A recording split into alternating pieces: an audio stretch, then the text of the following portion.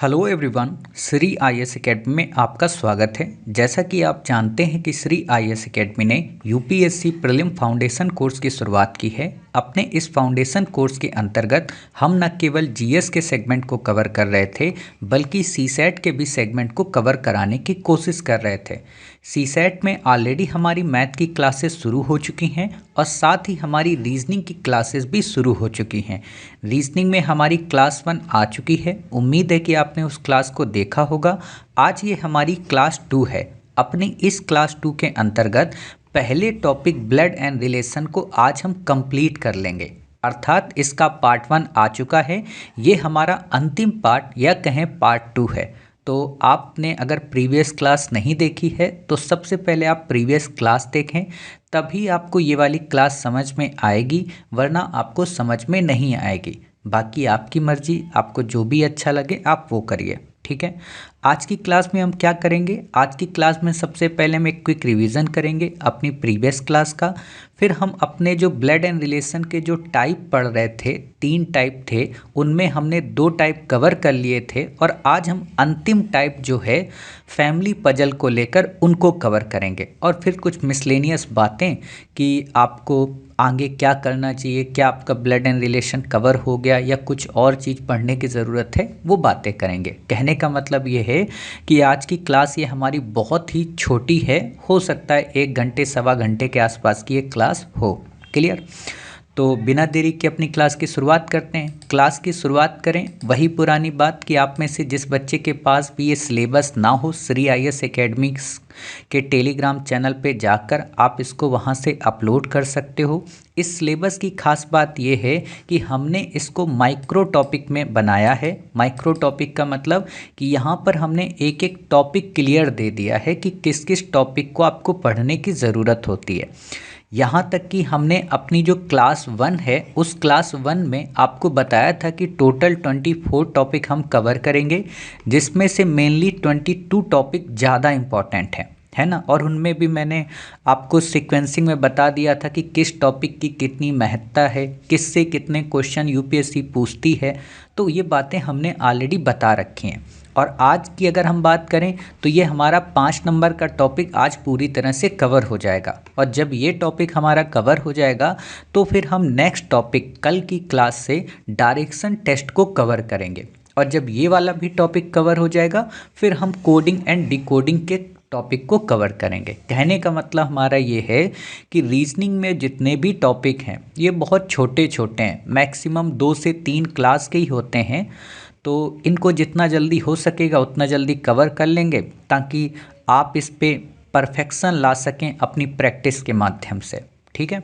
तो क्लास की शुरुआत करते हैं। तो आपको पता होगा कि जब हमने कल क्लास आपको कवर कराई थी, मतलब क्विक रिवीजन पहले डाल तो दें, है ना। सबसे पहली बात वही कि आप अपने पास कॉपी एक रख लें, रफ पेज रख लें, या आपकी जो भी रफ की कॉपी है उसको रख लें और उसमें नोट डाउन करते चलें।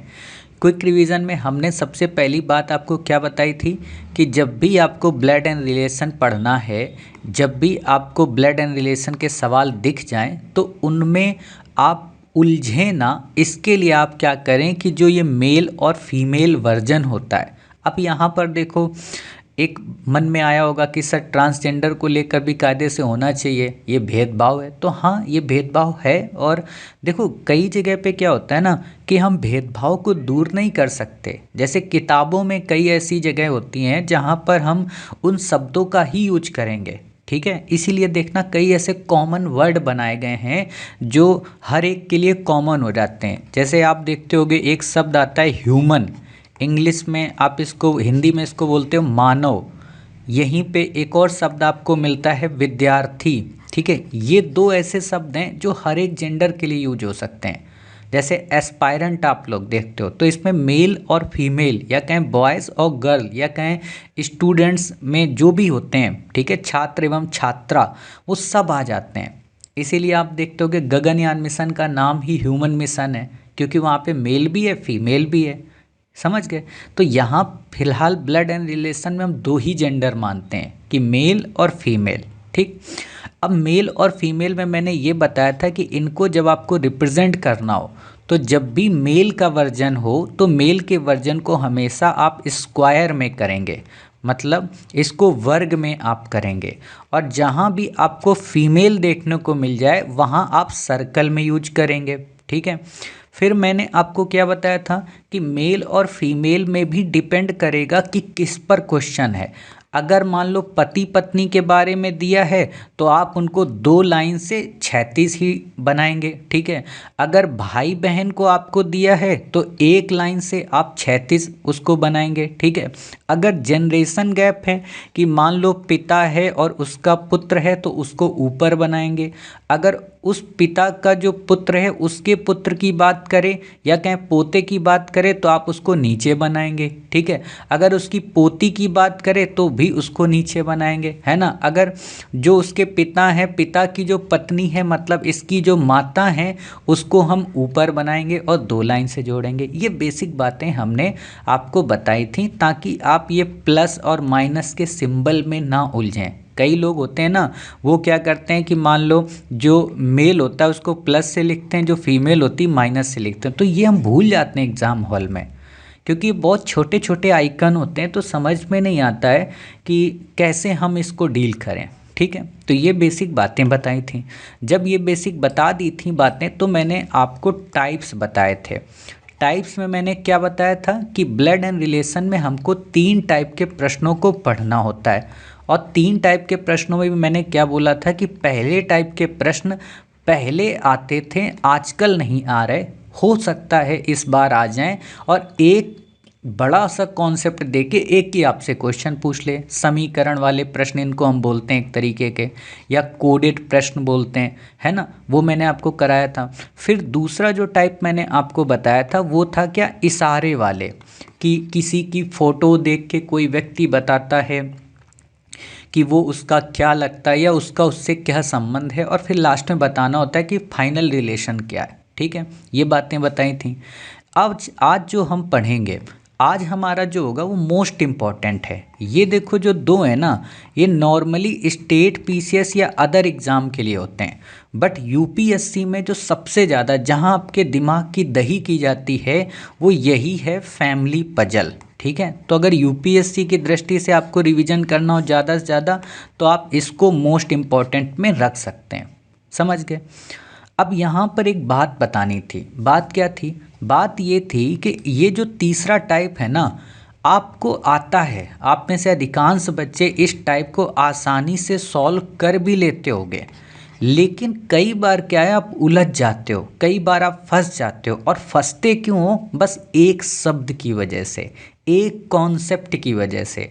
अगर उस कॉन्सेप्ट को आप समझ जाओगे तो आज से इस प्रश्न में आप कभी नहीं फंसोगे, मतलब आप रुकोगे नहीं, टाइम आपका नहीं लगेगा, बड़े इजी वे में हो जाएगा। हो तो अभी भी जाता होगा, अगर आपने ब्लड एंड रिलेशन हमसे क्या किसी से भी नहीं पढ़ा होगा, है ना, वो हो तब भी जाता है, लेकिन उसमें टाइम लगता है। और आपको भी पता है कि सीसैट में इम्पॉर्टेंट ये नहीं है कि आपको क्वेश्चन कितने आते हैं और कितने आप कर लेते हो, इम्पॉर्टेंट ये है कि 2 मिनट के अंदर आपको करना है ना। तो ये बहुत इंपॉर्टेंट चीज़ होती है। तो वही करने के लिए आपको आज ये कॉन्सेप्ट समझना पड़ेगा, ठीक है।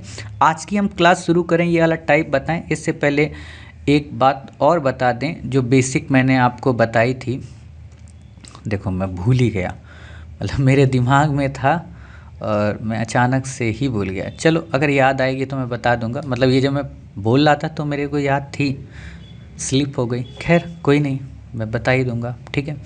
तो यहाँ पर क्या है, इस टाइप को हम शुरू करें और इस टाइप के बारे में कवर करने की कोशिश करते हैं। तो आप लोग डालिए टाइप 3।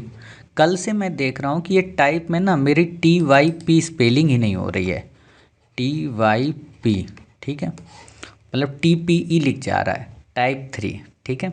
टाइप 3 को हम पढ़ें इससे पहले मैं चाह रहा हूँ कि आप में से कई सारे बच्चों के मन में प्रीवियस क्लास में क्वेश्चन आए थे कि सर ये जितनी चीज़ें आप बता रहे हो ना कि कजन कौन है, फादर इन लॉ कौन है, डॉटर इन लॉ कौन है, या अंकल किस किस को बोलते हैं, है ना, या दादा या पिता, या ये चीज़ें जो भी हैं, मौसा मौसी, इनको आप एक बार लिखा दें ताकि हम जब दोबारा पढ़ें कभी बिना क्लास के तो वो चीज़ें हमको याद रहें, ठीक है।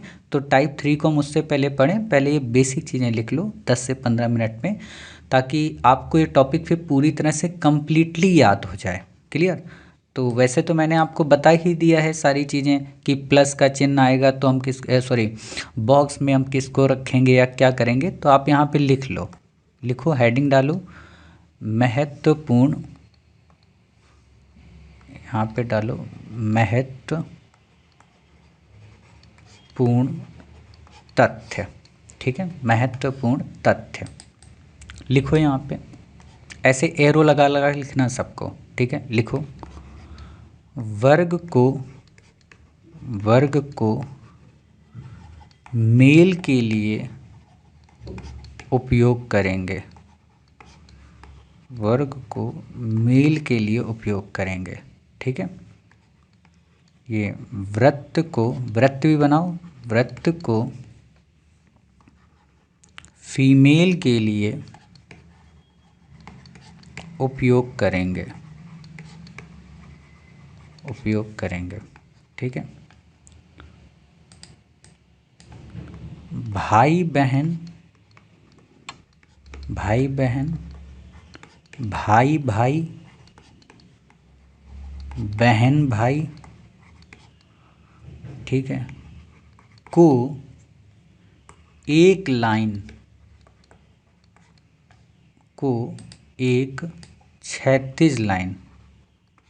क्षैतिज लाइन से दर्शाएंगे। ठीक है, लिखो यहाँ पे, रुको, इस क्षैतिज लाइन से दर्शाएंगे।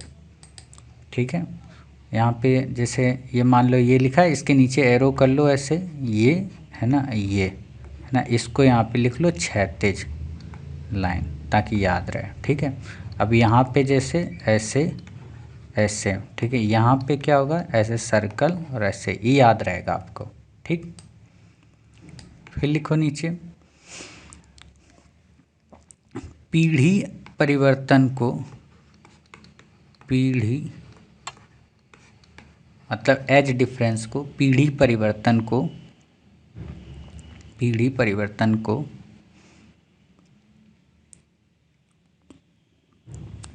वर्टिकल, पीढ़ी परिवर्तन को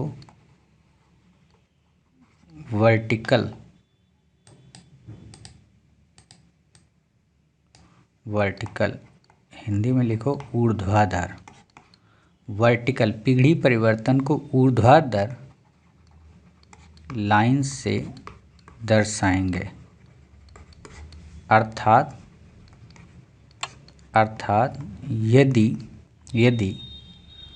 यदि माता पिता को दर्शाना है तो वर्टिकल लाइन ऊपर आएगी, संतान को दर्शाना है, यदि संतान को दर्शाना है तो वर्टिकल लाइन नीचे आएगी। ये सब पता है आपको, लेकिन मैं फिर भी चाहता हूँ कि आप लिख लो। ठीक है, जैसे मान लो ये P है पिता, ठीक है, Q है यहाँ पे पुत्र, ठीक है, तो ये नीचे आया। ठीक है, ये नीचे आया। अब मान लो यहाँ पे होता P है ना, और ये Q मान लो है, तो यहाँ पे ऊपर आता R। ठीक है, तो ये मतलब ऊपर, ये माता, ठीक है, ये पुत्र, और ये भी क्या है, पुत्र। ठीक है, मतलब R का पुत्र P है और P का पुत्र Q है, तो ऐसे आप इसको लिख सकते हो। ठीक, लास्ट एक बचता है, पति एवं पत्नी, ज़्यादा तिरछा हो रहा, पति एवं पत्नी के संबंध को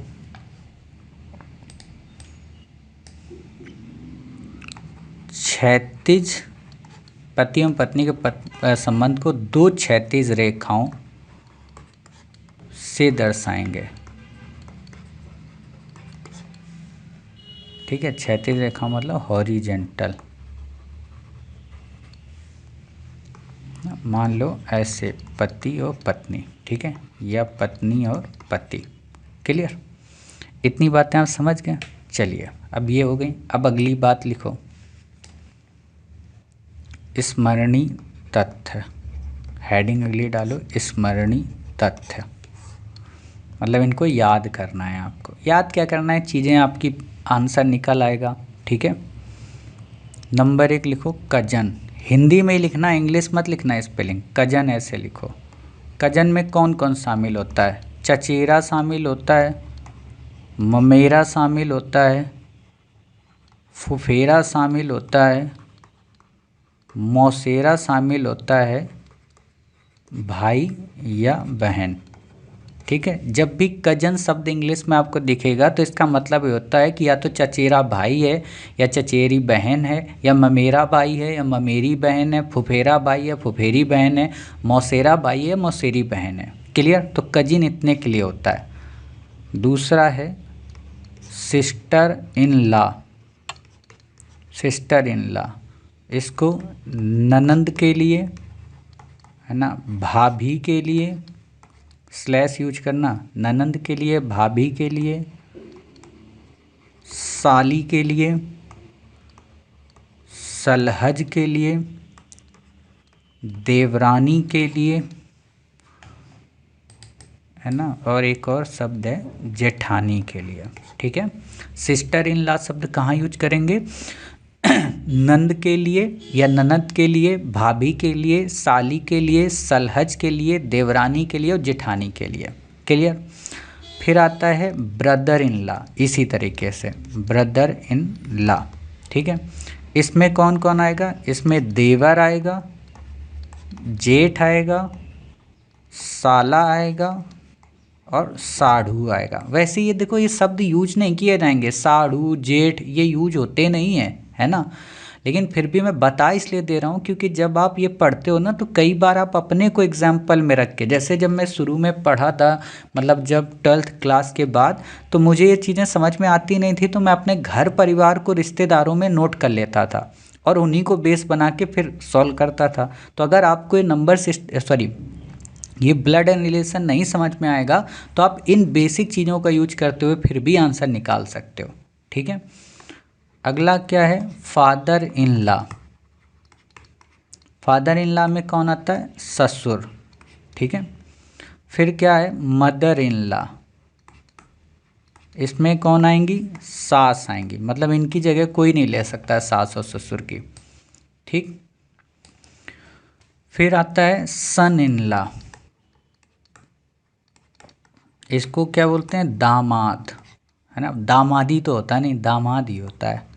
फिर आता है डॉटर इन लॉ। ठीक है, इसको क्या बोलते हैं? पुत्र वधू या बहू, ठीक है, या पौत्र वधू, है ना, पौत्र वधू, तो ये ध्यान रखना। फिर आता है नेफ्यू। नेफ्यू, इसमें कौन होता है? भतीजा या फिर भांजा। ठीक है, फिर आता है नीस, है ना। वैसे आप वर्ल्ड हिस्ट्री जब पढ़ते हो तो वहाँ पे एक शब्द आता है ना, एक प्लेस का नाम आता है, सेवरॉय और नीस, है ना, नेपोलियन मतलब इटली के एकीकरण में आप पढ़ते हो, है ना। नीस, इसमें कौन होता है? भतीजी या भांजी। ठीक है, अंकल, अंकल में कौन होता है? मौसा, फूफा, ताऊ,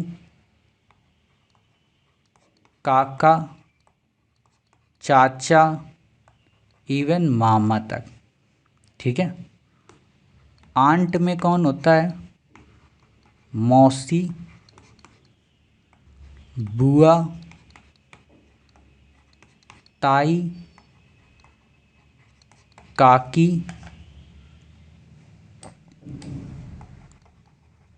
चाची और मामी।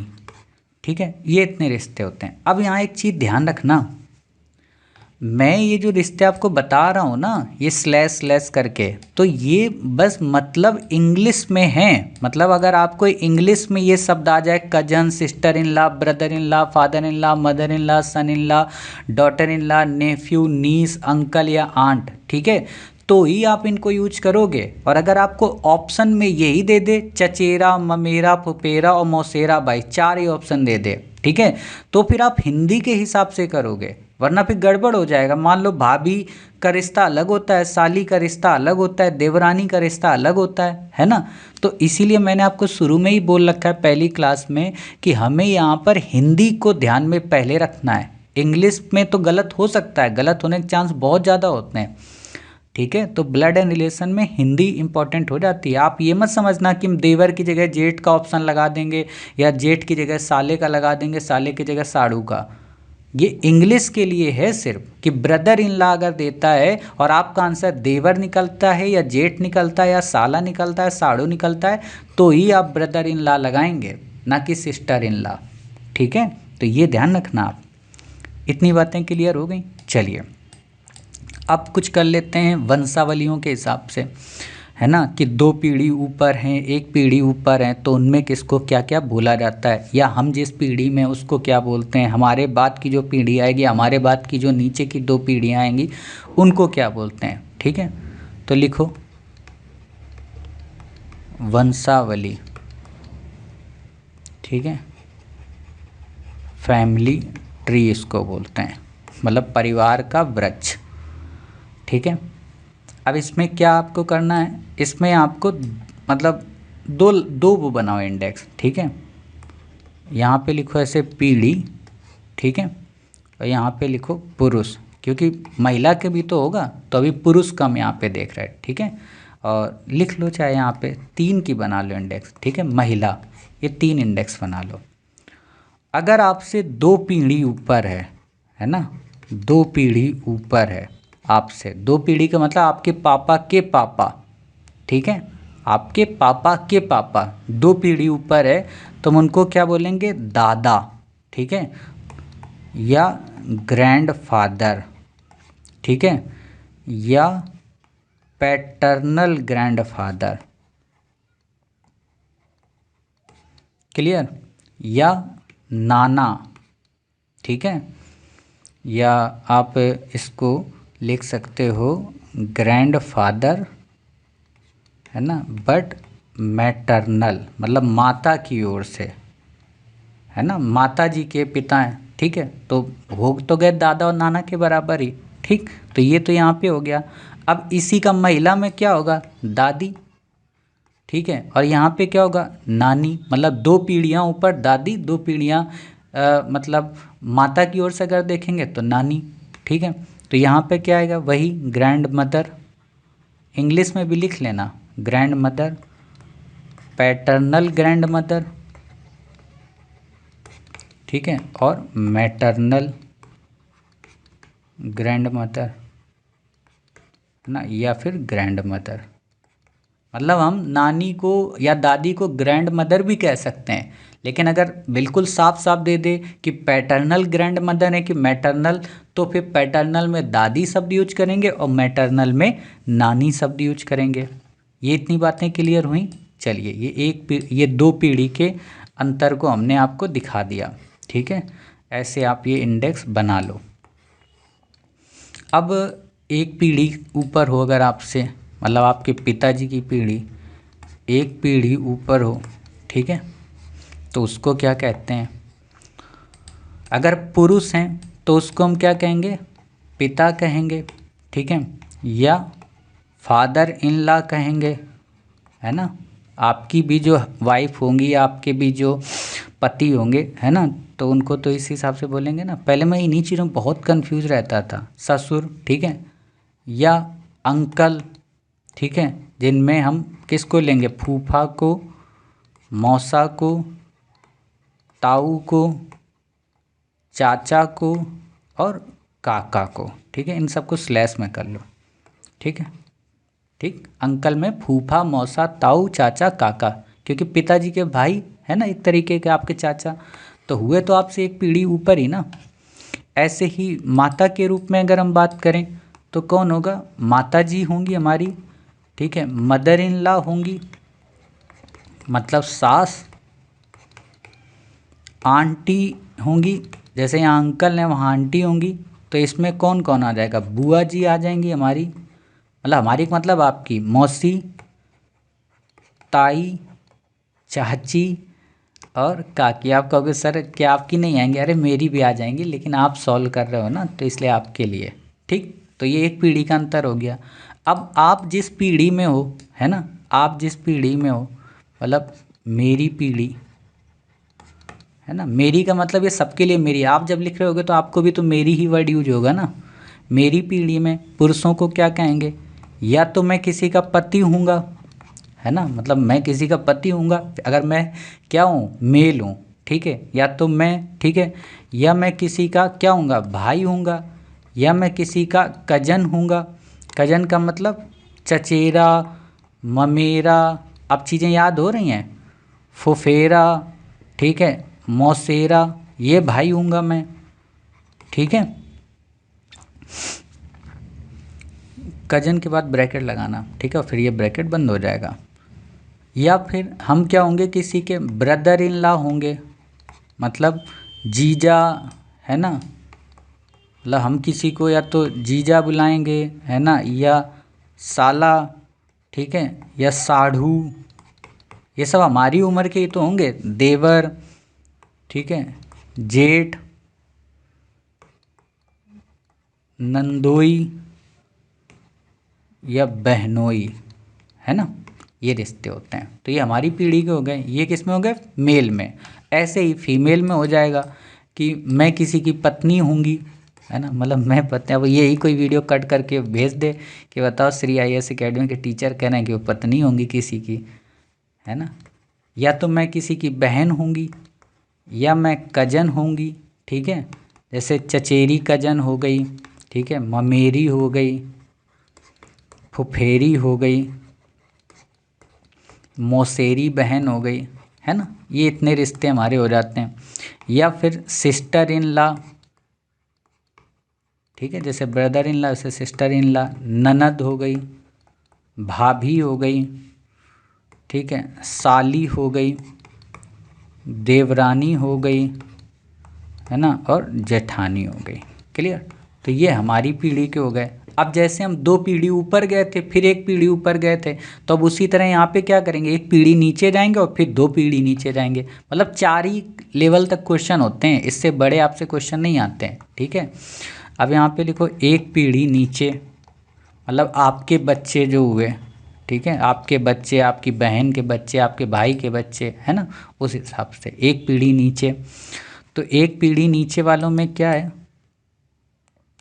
1 पीढ़ी नीचे वालों को या तो हमारा पुत्र हुआ, या वो नेफ्यू हुआ, जिसमें क्या होगा, भतीजा होगा, या फिर वो भांजा होगा, ठीक है, या फिर वो सन इन लॉ होगा, या कहें दामाद होगा, है ना। आपके भी तो बच्चे की शादी होगी, ठीक है, तो सन इन लॉ होगा। ऐसे ही अगर फीमेल की बात करें तो पुत्री होगी, या नीस होगी, मतलब भतीजी या भांजी, ठीक है, डॉटर इन लॉ, या कहें बहू या पुत्रवधू, ठीक है। तो ये इस तरीके की किस्में हो गई फीमेल में। तो ये क्या है, 1 पीढ़ी नीचे, ठीक है। अभी मैं फिर से आपको रिपीट करा दूंगा, परेशान मत हो, है ना। अब 2 पीढ़ी नीचे अगर हम जाएं, 2 पीढ़ी मतलब मेरे बेटे के बेटे की शादी, है ना, मतलब मेरे बेटे के बेटे की शादी, तो वो क्या हो गया, पौत्र। आप लोग शादी का कार्ड देखना, इन चीज़ों को समझने के लिए ना बहुत अच्छे से समझ में आएगा। शादी के कार्ड में नहीं लिखा होता है पौत्र या पुत्र वधू, मतलब आपके बाबा का नाम लिखा होता है, दादी का नाम लिखा होता है, नाना का नाम लिखा होता है, तो उससे समझना पुत्र वधू, है ना, वर, है ना, वर वधू, या उनके पौत्र हैं और उनके पुत्र हैं, तो वो वहाँ पे समझ में आता है। और अच्छे से आज ही कार्ड निकालना, शादियों का सीजन भी चल रहा है, ठीक है। पौत्र या पोता, नाती या पोती का पति, ना, या नतनी का पति। कहते हैं ना इस पीढ़ी तक में अगर कोई जिंदा रहता है, मान लो ये जो जैसे 2 पीढ़ियाँ नीचे हैं, ठीक है, मान लो ऐसी कंडीशन बन जाए, अभी मैं बताऊंगा, ठीक है, कि आपके दादाजी जिंदा हों और वो आपके बच्चों के बच्चों की शादी देख लें, तो कहते हैं कि फिर समझो उन्होंने दुनिया देख ली एक तरीके की, है ना। अभी हमारे यहाँ एक हैं ऐसी देवी जी, मतलब बूढ़ी चाची हैं, ठीक, वो भी हैं, उनको हम लोग बड़ी चाची बोलते हैं, और अभी उम्मीद भी यही है कि वो इतनी जल्दी मरेंगी नहीं। और उनकी खास बात ये है कि उनके बच्चों के बच्चे हो गए और उनकी अब शादी होने वाली है ना। और सोचो अगर उनके बच्चे के बच्चे हो जाएंगे, हालांकि एक पीढ़ी से रह जाएंगी वो फिर भी, है ना, उनकी बच्चों के बच्चे की शादी थोड़ा ना देख पाएंगे, 200 साल हो जाएगा फिर। इसमें फीमेल में क्या था, फीमेल में था पोती, नातिन, है ना, पोता की पत्नी, ठीक है, या पौत्र वधू जिसको बोलते हैं, ठीक है, और नाती की पत्नी, ठीक। तो इतने मतलब रिश्ते आपको मिलेंगे पीढ़ी बाई पीढ़ी। मतलब अगर मैं इसको शॉर्ट कर दूं तो आप ये समझो, अरे भाई कहाँ गया ये, मतलब पीढ़ियों में ये एक रिश्ता टाइप का आपको मिलेगा। थोड़ा और मैंने को छोटा कर दिया, ठीक है। क्या रिश्ता कह रहा है आपसे वंशावली में, अगर हम 2 पीढ़ी ऊपर जाते हैं और पुरुष की बात करते हैं तो दादा या ग्रैंडफादर या पैटर्नल ग्रैंडफादर या नाना या ग्रैंडफादर या मैटरनल, ठीक है। उसी में अगर महिला की बात करें तो दादी और नानी, ग्रैंड मदर या पैटर्नल ग्रैंड मदर, उसको दादी बोलेंगे, मैटरनल ग्रैंड मदर को नानी बोलेंगे, और ये ग्रैंड मदर भी बोल सकते हैं। एक पीढ़ी की अगर हम बात करें तो पिताजी होंगे, फादर इन लॉ होंगे, अंकल होंगे, फूफा, मौसा, ताऊ, चाचा, काका होंगे। माता की ओर अगर महिला की ओर बात करें तो माता होंगी, मदर इन लॉ होंगी, है ना, और आपकी आंटी होंगी, यानी कि मदर इन लॉ में सास होंगी, फिर आंटी होंगी, आंटी में बुआ, मौसी, ताई, चाची, काकी ये आएंगी। अपनी पीढ़ी की अगर हम बात करेंगे तो या तो मैं पति हूँगा किसी का, या मैं भाई हूँगा, या कजन, कजन का मतलब चचेरा, ममेरा, फुफेरा, मौसेरा भाई हूँगा। ब्रदर इन लॉ हो सकता हूँ, जीजा, साला, साड़ू, देवर, जेठ, नंदोई या बहनोई हो सकता हूँ। महिला की ओर अगर हम बात करें तो मैं किसी की पत्नी हो सकती हूँ, बहन हो सकती हूँ, कजन हो सकती हूँ, यानी चचेरी, ममेरी, फुफेरी, मौसेरी बहन हो सकती हूँ, सिस्टर इन लॉ हो सकती हूँ, नंद हो सकती हूँ, भाभी हो सकती हूँ, साली हो सकती हूँ, देवरानी और जेठानी भी हो सकती हूँ। एक पीढ़ी नीचे की अगर मैं बात करूँ तो मैं मेरा पुत्र हो सकता है, ठीक है, भतीजा हो सकता है, या नेफ्यू हो सकता है, भांजा हो सकता है, सन इन लॉ हो सकता है, मतलब दामाद हो सकता है, ठीक है। पुत्री की अगर हम बात करें तो नीस भतीजी होगी, भांजी होगी। डॉटर इन लॉ की बात करें बहू होगी या पुत्र वधू होगी। अब यहाँ पे ध्यान रखना ये दामाद क्यों हम कह रहे हैं, क्योंकि होगा तो हमारी बेटी की या बेटे की उम्र का ना वो, है ना, तो ये ध्यान रखना। 2 पीढ़ी अगर नीचे जाते हैं तो पौत्र, पोता, नाती, पोती का पति, नतनी का पति ये हो सकता है, पोती, नातिन का पति, पोता की पत्नी या पौत्र वधू या नाती की पत्नी ये हो सकते हैं। तो ये कुछ इस तरीके की वंशावली श्रेणी है। आप इनको 4 से 5 बार कई बार देखोगे तो चीज़ें आपको आपस में समझ में आ जाती हैं, ठीक है। अब कुछ आम प्रचलन में जो चीज़ें चलती हैं उनको लिख लो नोट करके, है ना। जो आम प्रचलन में चलता है ना, समधी या समधन, है ना, खासतौर पर बड़ा चल रहा होगा आजकल शादी के दौरान, तो उनको देख लो वो कैसे कौन बनता है, लिखो नोट। नाती और नातिन को, नाती और नातिन को क्रमशः दोहता या दोहता और दोहती भी कहा जाता है। मतलब हो सकता है हिंदी के प्रश्नों में आपको नाती और नातिन शब्द ना दे, दोहाता और दोहती दे दे, है ना। तो ये आपको याद रखना है कि दोहाता किसके लिए होगा, नाती के लिए होगा, और दोहाती किसके लिए होगा, नातिन के लिए, सॉरी, दोहाता नाती के लिए और दोहाती नातिन के लिए। अब दोहाती को देहाती मत समझ लेना, है ना, दोहती है वो, ठीक।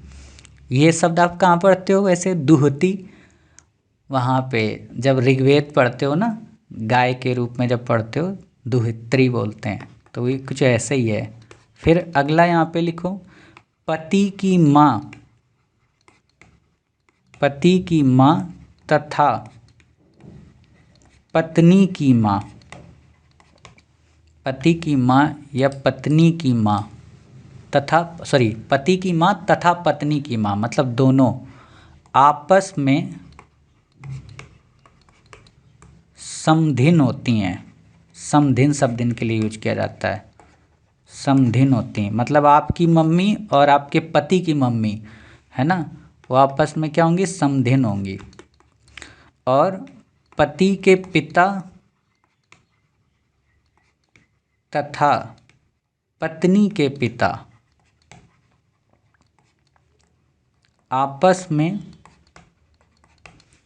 समधी होते हैं, मतलब आपके पिता और आपके पति या पत्नी के पिता समधी होते हैं। ठीक है, इतनी बातें हो गई। चलिए अब 2 से 3 बातें और लिख लो। क्या लिखो, मातृपक्ष, हेडिंग है मातृपक्ष की ओर से कुछ संबंध।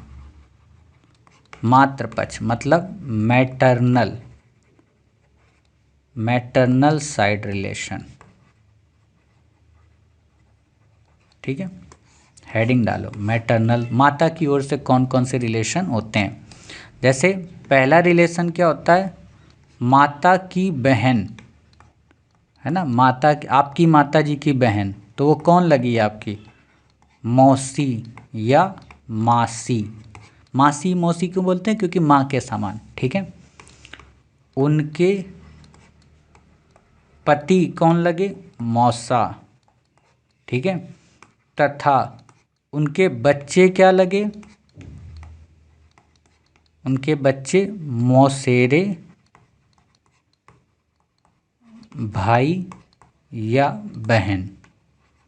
ठीक है, मतलब माता आपकी मम्मी की जो बहन है, ठीक है, उनके पति आपके मौसा जी लगे, वो आपकी मौसी लगी, और उनके जो बच्चे होंगे वो आपके या तो भाई लगेंगे या तो बहन लगेगी, अगर मेल फीमेल में जैसे होंगी। ठीक है, आपकी जो माता हैं उनके जो भाई हैं, ठीक है, क्या लगेंगे, आपके मामा लगेंगे। ठीक है, उनकी जो पत्नी होंगी वो आपकी क्या लगेंगी, मामी लगेंगी, और उनके जो बच्चे होंगे तथा उनके बच्चे ममेरे भाई बहन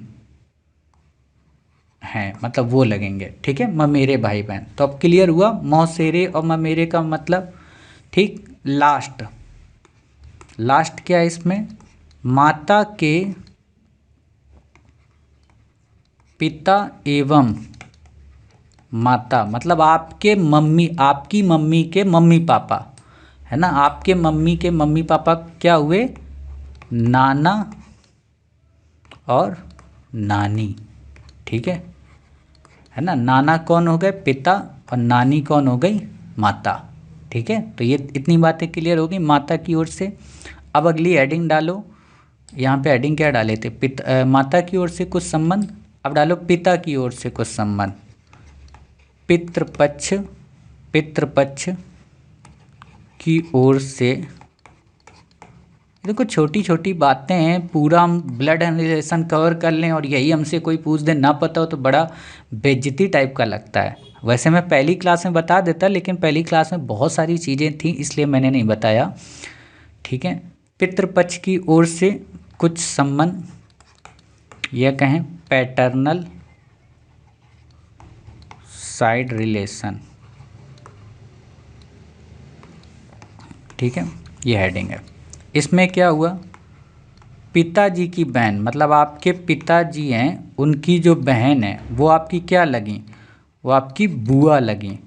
उनके जो पति हैं वो आपके क्या लगे, उनके पति आपके लगे फूफा, है ना। और उनके जो बच्चे हैं, उनके जो बच्चे हैं वो क्या लगे, फुफेरे भाई बहन। ठीक है, समझ गए। और वैसे भी मैंने बताया था फुफेरे, ममेरे, चचेरे, ये सब क्या आ जाएंगे आपके, किस में आते हैं सारे के सारे शब्द, ये फुफेरे ममेरे ये सारे शब्द कजन में, ठीक है। चचेरे, क्लियर। पिता की बहन हो गई। अब बात आती पिता के भाई की बात। पिता के भाई, आपके पापा के जो भाई हैं, पहला ही जानते कि वो चाचा लगते हैं, कहीं कहीं काका बुलाते हैं, कहीं कहीं ताऊ बोलते हैं, है ना। एक गाना आया था ना, अरे हट जा रे ताऊ, है ना। उनकी जो पत्नी है, पिता के भाई की जो पत्नी है, वो क्या लगेंगी, ताई लगेंगी, या आपकी चाची लगेंगी, ठीक है, या काकी लगेंगी। और उनके जो बच्चे हैं, मतलब आपके चाचा के जो बच्चे हैं, वो क्या लगेंगे, चचेरे भाई या बहन, ठीक है, ये लगेंगे। फिर आता है लास्ट इनके, आपके जो पिता हैं, पिता के पिता, पिता के पिता एवं माता, है ना। आपके पिताजी के जो मम्मी पापा हैं वो क्या लगे, मम्मी के तो बता दिए, नाना नानी, तो इनके क्या लगे, इनके लगे दादा और दादी, ठीक है। वैसे दादा हमारे यहाँ या बंगाल में भाई को बोला जाता है ना। और हम लोगों के यहाँ जो पिताजी के पिताजी हैं उनको बाबा बुलाते हैं। वैसे मैं तो बाबा नहीं बुलाता था, मैं बप्पा बुलाता था, ठीक है। और जो हमारी दादी हैं मैं उनको अम्मा बुलाता था, ठीक है। और आप लोगों को खुशी होनी चाहिए कि जो मेरी दादी हैं उनका नाम ही श्री है, और ये एकेडमी उन्हीं के नाम पर है, श्री, क्योंकि मैं उनको सबसे ज़्यादा चाहता हूँ। और उन्होंने ही बचपन से लेके मुझे जीवन के बड़े लंबे समय तक पाला है ना। और अभी 19 नवंबर को उनकी ही एनिवर्सरी थी, डेथ एनिवर्सरी, मतलब पुण्यतिथि, ठीक है। तो ये चीज़ें हैं, श्री नाम वहीं से आया है, इसीलिए श्री एकेडमी। हालांकि इस श्री में कई सारी चीज़ें हैं, इसमें वैसे मैंने 4 लोगों के नाम इंक्लूड किए, माताजी, पिताजी, दादा और दादी, सबको, है ना। दादी एस से आ जाती हैं, एस से दादा को लिंक कर देते हैं, आर से पिताजी को, आई से माताजी को, है ना। और जो मोर का पंख है वो भगवान कृष्ण है। वैसे मोटे तौर पे श्री सिर्फ दादी के लिए है, लेकिन मैं बाकी लोगों को ना नाराज़ ना हो तो हवाबाजी कर देता हूँ कि ये सबसे जुड़ा है ठीक, तो इस तरीके से हमने इसको पढ़ लिया। अब लास्ट लिख लो कुछ उपयोगी तत्व ना। ये उपयोगी तत्व ना आपसे जब प्रैक्टिस शीट लगाओगे तब काम आएंगे, ठीक। कुछ उपयोगी तथ्य लिखो। पहला, किसी लड़के के माता पिता, किसी लड़के के माता पिता का एकमात्र पुत्र वह स्वयं लड़का ही होता है, वह स्वयं लड़का ही होता है। जबकि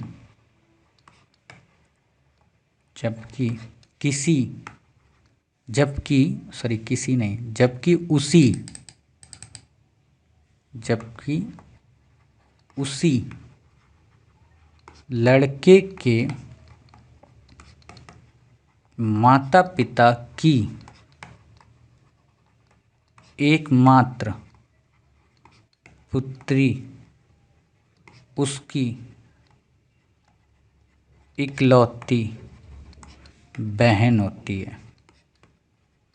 उसकी की जगह ब्रैकेट में लिख लो उस लड़के की, है ना, उस लड़के की इकलौती बहन होती। किसी लड़के के माता पिता का एकमात्र, मान लो अगर कोई कहता है कि राम के माता पिता का एकमात्र पुत्र कौन है, तो वो राम ही है, ठीक है। जबकि उसी लड़के के माता पिता की एकमात्र पुत्री वो कौन हुई, उस लड़के की इकलौती बहन हुई, ठीक है, ये ध्यान रखना। अब इसी में दूसरी लाइन लिखो, किसी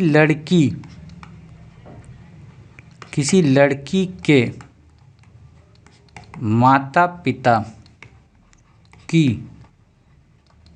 एकमात्र पुत्री वह स्वयं होती है।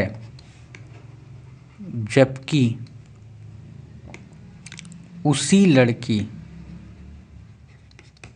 उसी लड़की के माता पिता का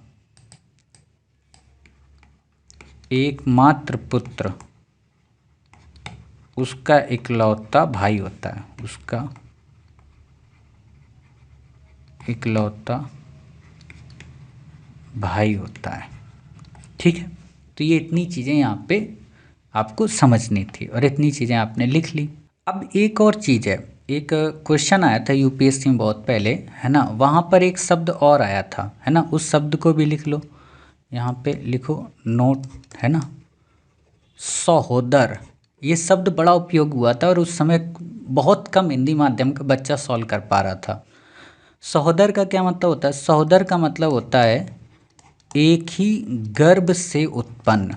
ठीक है, एक ही, अब आपको दे दे वो, मतलब फलाना, मतलब राम सहोदर है सीता का, ठीक है, राम, अरे फिर वो गलत हो जाएगा, मतलब राम सहोदर है कल्पी का। ठीक है, तो राम सहोदर है कल्पी का क्या मतलब हुआ कि राम और जो कल्पी है ना वो एक ही गर्भ से उत्पन्न है, मतलब वो भाई बहन हो सकते हैं। ठीक, अब यहाँ ध्यान रखना, कल्पी वो सुनने में आपको भले फीमेल लग रहा है लेकिन हो सकता है काउ मेल ही हो।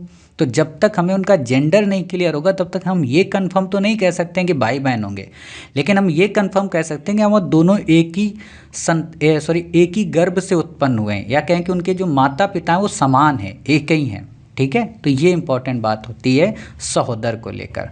सहोदर का मतलब होता है एक ही गर्भ से उत्पन्न संतान, ये बस आप और लिख लें। ठीक, तो इस तरीके से हमने आपको जितनी भी बेसिक चीज़ें थी, जो बेसिक बातें थी वो मैंने आपको बता दी। अब बाकी जो रह जाएंगी वो प्रैक्टिस सीट में हम कवर कराएंगे। ठीक, तो अब क्या करते हैं, अब शुरू करते हैं अपनी क्लास, मतलब टाइप 3 को। टाइप 3 इसको आप क्या लिखना है, इसको लिखो पारिवारिक। पारिवारिक होता है, ठीक है, पारिवारिक पहेलियाँ ना, ये लिखो फैमिली पजल। कुछ बच्चे कहेंगे सर ये तो पजल का टॉपिक हो गया। नहीं, हमने इसको बना दिया है ना, ऐसा नहीं कि कहीं किसी किताब में लिखा होगा कि हाँ यही है वही है, ये नहीं होगा, है ना। तो लिखा आपने।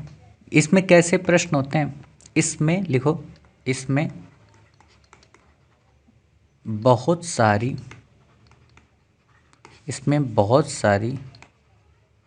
जानकारी एक साथ दी जाती है और हमें उसे व्यवस्थित कर, ये शब्द बहुत इम्पोर्टेंट है, हमें उसे व्यवस्थित, ब्रैकेट में लिख लो अरेंज कर उत्तर निकालना होता है। ठीक है, ये आपने इसका इंट्रोडक्शन एक तरीके का लिख लिया। ठीक है, कि इसमें बहुत सारी जानकारी एक साथ दी जाती है और हमें हमें इसे व्यवस्थित कर उत्तर निकालना होता है। ठीक, अब नोट डालो। नोट का मतलब है कॉन्सेप्ट क्या है। ठीक है, इस प्रकार के प्रश्नों को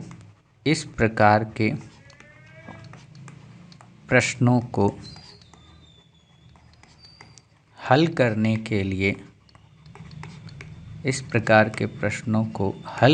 के लिए हमें बस एक ही नियम, हालांकि ये जो नियम मैं बता रहा हूँ जब मैं आपको पजल पढ़ाऊँगा या रैंकिंग पढ़ाऊँगा, है ना, या बैठक व्यवस्था पढ़ाऊँगा तो वहाँ फिर ये काम आएगा। ठीक है, इस प्रकार के प्रश्नों को हल करने के लिए हमें बस एक ही नियम की ज़रूरत पड़ेगी और वो नियम है डैश, ऐसे करो, कनेक्टिविटी का नियम, CONNECTIVITY।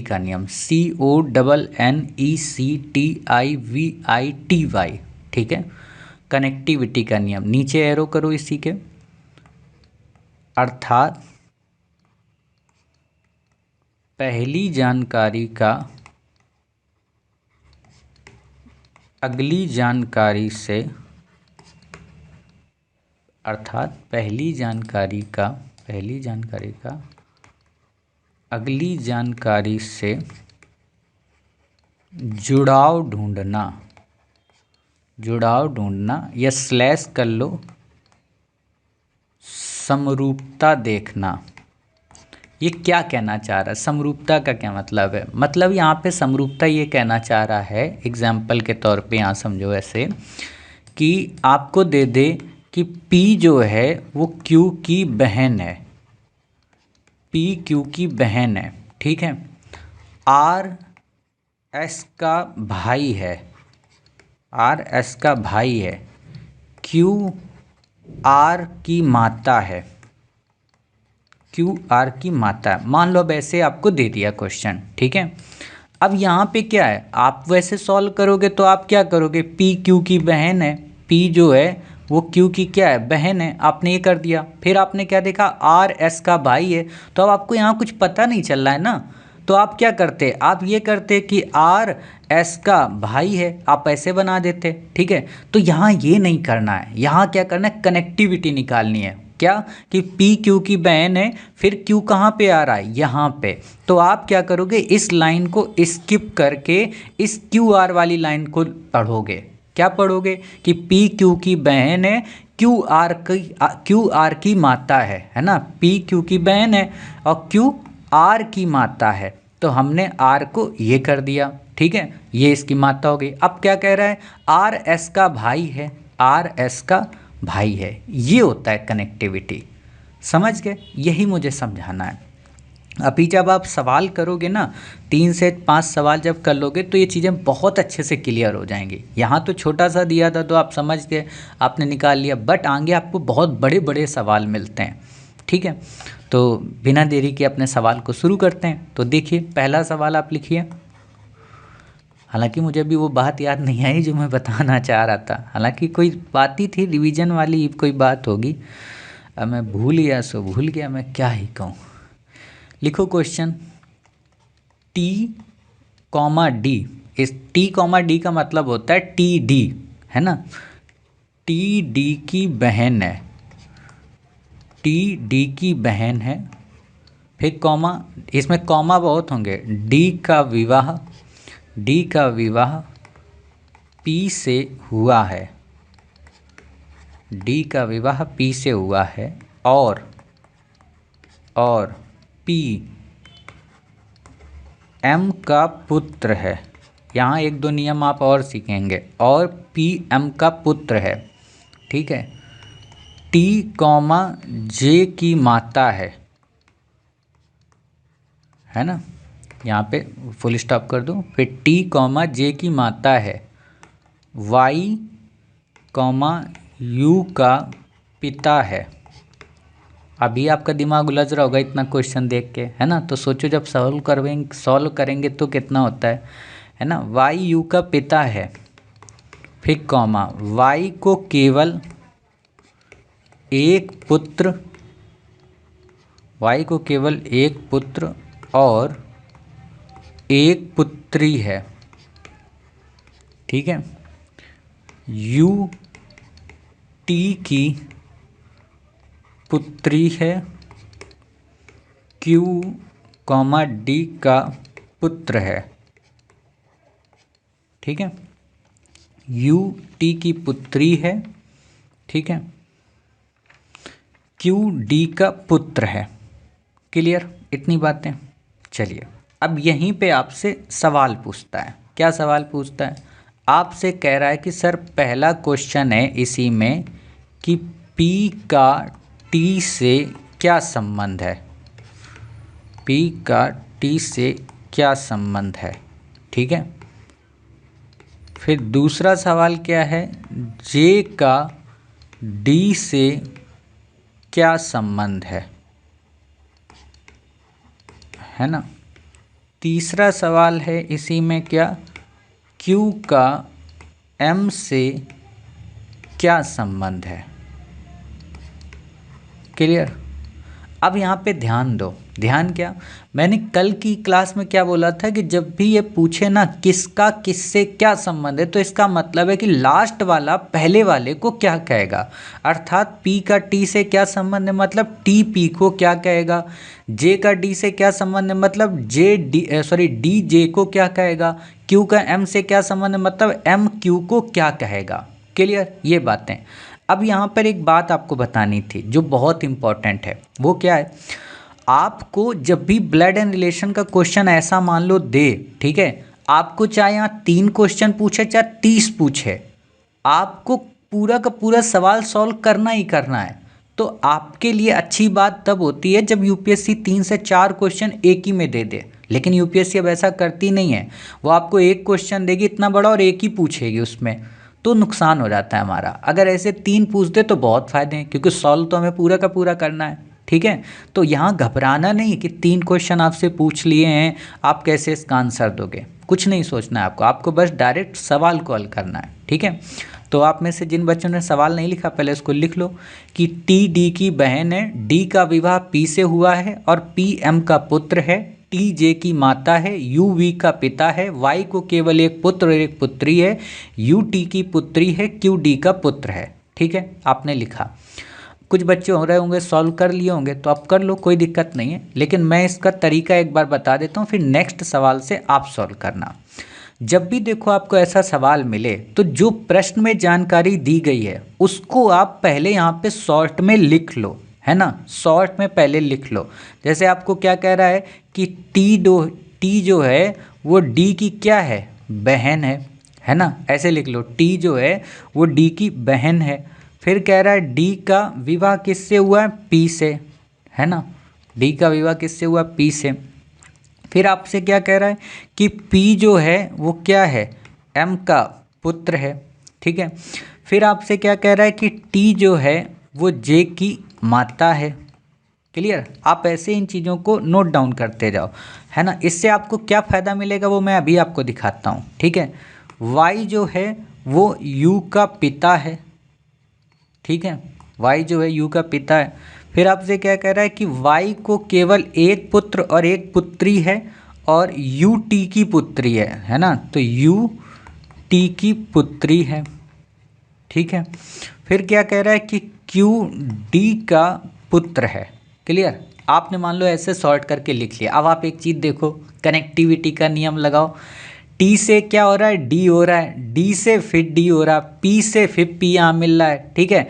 एम और यहाँ पे कोई संबंध दिख रहा, नहीं दिख रहा, मतलब यहाँ पे हमें रुकावट आ गई, यहाँ पे टी जे ये गलत आ गया, ठीक है। तो हम क्या करेंगे, इस टी को यहाँ से लिंक करेंगे। अब टी जे यहाँ पे लिंक हो गया, ठीक। अब यहाँ देखो क्या यू और वाई का कोई रिलेशन ऊपर से लिंक हो रहा है, नहीं हो रहा, लेकिन यू और टी का हो रहा है, तो हमने यू को टी से फिर लिंक किया, ठीक है। अब जब यू टी को करेंगे तो वाई यू अपने आप आ जाएगा, ठीक है। अब वाई यू यहाँ पे जब आएगा तो ये बचता है क्या, क्यू डी, और डी को हम यहाँ से, कहने का मतलब रिलेशन सबका आपस में बन रहा है, हमें यहाँ पे ये पता चलता है। अभी तो इस सवाल में आपको दिख गया कि आप आसानी से कर सकते हो, लेकिन आगे के सवालों में ये चीज़ आपको नहीं दिखेगी और टफ लगेगा, ठीक है। तो अब क्या करते हैं, अब सवाल को सॉल्व करते हैं, ठीक। तो हमें क्या करना है, वही जो भी चीज़ दी है उसको बेसिक से लिखते जाओ। क्या कह रहा है, टी डी की बहन है, टी जो है वो क्या है, डी की बहन है, तो टी क्या हुई, टी हमारी फीमेल हुई, ठीक है। टी डी की बहन है, हमें डी के बारे में अभी नहीं पता है। डी का विवाह पी से हुआ है, डी का विवाह पी से हुआ, हमें अभी भी नहीं पता है कि ये दोनों मेल और फीमेल इनमें कौन है, हमने लिख लिया। और पी एम का पुत्र है, और पी जो है वो क्या है, एम का पुत्र है। यहाँ पर एक चीज़ ध्यान देना, जब भी आपको और शब्द देता है तो वो लास्ट वाले के लिए होता है। लास्ट वाले का मतलब जैसे डी का विवाह पी से हुआ ना, तो और आपको शब्द दे दिया आगे, तो यहाँ डी के लिए और नहीं होता है, और यहाँ पे पी के लिए होता है, ठीक है। ये चीज़ समझना है, क्लियर। बाकी मैं जब आपको अरेंज सिस्टम पढ़ाऊंगा, बैठक व्यवस्था, वहाँ पर ये और वाला शब्द, को वाला शब्द ये आते हैं, तो वहाँ पे और अच्छे से क्लियर होगा, ठीक है। तो यहाँ पर अभी इतना समझो कि डी का विवाह पी से हुआ है, पी एम का पुत्र है, पी जो है वो एम का पुत्र है, तो जनरेशन गैप हो गया। अब हमें ये भी नहीं पता है कि एम कौन है, मेल है कि फीमेल है, हमें नहीं पता, हम छोड़ देंगे। लेकिन यहाँ एक चीज़ कंफर्म क्या हुई, कंफर्म ये हो गई कि जब ये पुत्र है तो नॉर्मल सी बात है डी क्या होगी, फीमेल ही होगी। क्लियर। अब यहाँ पे ये हो गया। फिर कह रहा है टी जो है वो जे की माता है, टी जो है वो जे की माता है, तो जे कहाँ पे आएगा, नीचे। लेकिन जे के बारे में अभी हमें नहीं पता है। देखो यहाँ यही ध्यान रखना है कि जो आपको नहीं पता है उसके बारे में आपको अनुमान नहीं लगा लेना है कि ये होगा। जब हम अनुमान लगा लेते हैं तो ही गलत होता है। पजल जब पढ़ाएंगे तो वहाँ ये नियम लिखाएंगे आपको कि आप अधूरी जानकारी या जो जानकारी नहीं दी है उसको अपने मन से आप नहीं भर सकते हो। ठीक है, तो आपने देख लिया टी जे की माता है, वाई यू का पिता है, तो यहाँ पर ऐसा कुछ दिख नहीं रहा है, लेकिन फिर भी हम यहाँ पे दूर बना लेंगे कि वायु क्या है, वाई क्या है, यू का पिता है। ठीक है, अब यू का पिता है तो ये कुछ ऐसा आएगा, मतलब जहाँ पे भी आएगा तो कुछ ऐसा आएगा, वाई के नीचे यू होगा, हमें ये पता चल गया। ठीक है, वाई को केवल एक पुत्र, एक पुत्र का मतलब अब यहाँ पे क्या करो, पुत्र नहीं पता है तो हम ऐसे पुत्र को बनाते हैं, लेकिन यहाँ पे तो ये भाई का बन गया। ठीक है, हम क्या करेंगे, ऐसे नीचे बनाएंगे। कह रहा है वाई को एक पुत्र है और फिर क्या कह रहा है, एक पुत्री है, मतलब इनकी दो संतानें हैं। ठीक है, तो अब यहाँ बुद्धि लगाओ, यहाँ पे लिंक हो रहा होगा ना कि अरे भाई ये यू तो आ गया तो पक्का इसमें यू कुछ ना कुछ होगा। खैर हम इसको छोड़ते हैं। फिर भी अगला लाइन क्या है, अगली लाइन आपने देखी कि यू टी की पुत्री है, यू जो है वो टी की पुत्री है। ठीक, तो यू जब टी की पुत्री होगी तो यहाँ पर होगी टी। ठीक है, सॉरी सॉरी सॉरी सॉरी, ये यू। ठीक है, यू जो होगी क्या, वो टी की पुत्री होगी। अब ये टी की पुत्री है तो हमने इसको फीमेल कर दिया। अब ये जब फीमेल हो रही है तो आप बताओ कि यू का संबंध किससे था, वाई से था, तो हमने ऊपर क्या कर दिया, वाई कर दिया। अब वाई कर दिया तो नॉर्मल सी बात है कि टी जब मेल सॉरी टी फीमेल है तो वाई मेल होगा और ये पति पत्नी होंगे। क्यों पति पत्नी होंगे, क्योंकि जब उसकी संतान है तो वो उसके जब कोई ना कोई बेटा बेटी है तो वाई नॉर्मल सी बात है हस्बैंड ही होंगे। ठीक है, और जब वो हस्बैंड होंगे तो ये आपस में भाई बहन होंगे। क्यों, क्योंकि उसने कहा था क्वेश्चन में कि सर वाई को केवल एक पुत्र और एक पुत्री है, तो पुत्री जब यू हो गई है तो पुत्र क्या हो गया, पुत्र हमारा टी हो गया। ठीक है, अब इतनी बातें क्लियर हुई। फिर कह रहा है क्यू जो है वो डी का पुत्र है, क्यू जो है वो डी का पुत्र है। क्लियर, हमने इसको ऐसे बंद कर दिया। हमें एम के बारे में नहीं पता है तो हम एम के बारे में नहीं लिखेंगे अपने मन से। उम्मीद है आप में से कई बच्चों को नहीं समझ में आया, हमने बहुत लेंदी ढंग से इसको समझाया ताकि कुछ बच्चों को वैसे समझ में आ जाए। फिर से एक बार समझा देता हूँ, सीधी सी बात है। प्रश्न कह रहा है कि टी जो है वो डी की बहन है। ठीक है, टी जो है वो डी की बहन है, हमने ऐसे लिख दिया। डी का विवाह पी से हुआ है, हमने कह दिया ठीक है, एक ही जनरेशन है। ठीक है, फिर कह रहा है पी एम का पुत्र है, मतलब एक गैप है तो एम ऊपर आ गया और ये जब पुत्र हो गया तो ये ऑटोमेटिक मतलब क्या हो गया, ये ऑटोमेटिक फीमेल हो गई और यहाँ पे दो लाइन आएंगी क्योंकि विवाह हुआ था ना। ठीक है, तो ये हो गया। फिर कह रहा है टी जो है वो जे की माता है, जे की माता कौन है, टी है। फिर कह रहा है वाई यू का पिता है, इसके बारे में अभी हमें कुछ भी नहीं पता है तो हम इसको छोड़ देते हैं। वाई को केवल एक पुत्र और एक पुत्री है, इसको भी हम छोड़ देते हैं। लेकिन कह रहा है यू जो है वो टी की पुत्री है, तो टी ये है तो इसकी पुत्री हुई, मतलब कौन, यू। ठीक है, इसको हमने ऐसे बंद कर दिया। अब जब ये इसका जो जे था, जे की माता थी, तो ये भी कोई भाई बहन होंगे आपस में। अभी हमें जे का पता नहीं है लेकिन हमने इसको ऐसे कर दिया। क्यू डी का पुत्र है। ठीक है, क्यू क्या है, वो डी का पुत्र है। इतनी बातें हुई क्लियर। अब आप रिपीट करो, पीछे जाओ लाइन में, क्या आपको दिखता है कि दूसरी लाइन में आपको दिखता है वाई यू का पिता है, वाई यू का पिता है ना, वाई तो मतलब ऊपर आएगा जनरेशन गैप। अब ये पिता है तो नॉर्मल सी बात है, जब ये पिता है और ये इसका मतलब पुत्री है, ठीक है, टी की, तो ये आपस में हस्बैंड वाइफ हो गए। तो जब हस्बैंड वाइफ हो गए तो हमने एक कंडीशन और पढ़ी थी कि वाई को एक पुत्र और एक पुत्री है, तो पुत्री तो ये हो गई। ठीक है, बचा क्या, ये पुत्र। समझ गए, बस इस तरीके से हमारा इक्वेशन सॉल्व हो गया। अब हमसे क्वेश्चन क्या पूछा है, क्वेश्चन पूछा है कि P का T से क्या संबंध, मतलब T जो है वो P को क्या कहेगा, T टी जो है वो पी को क्या कहेगा, ये टी है, ठीक है, ये पी को क्या कहेगा। अब सीधी सी बात है, ये दोनों आपस में बहनें हैं, तो बहन का जो हस्बैंड है तो वो क्या कहलाया, जीजा, है ना, या एक तरीके का आप बहनोई कर दो, ठीक है, हो सकता है मतलब बड़ा भी हो छोटा भी हो, दोनों तरीके का, ठीक है, तो ये बहनोई हो गए।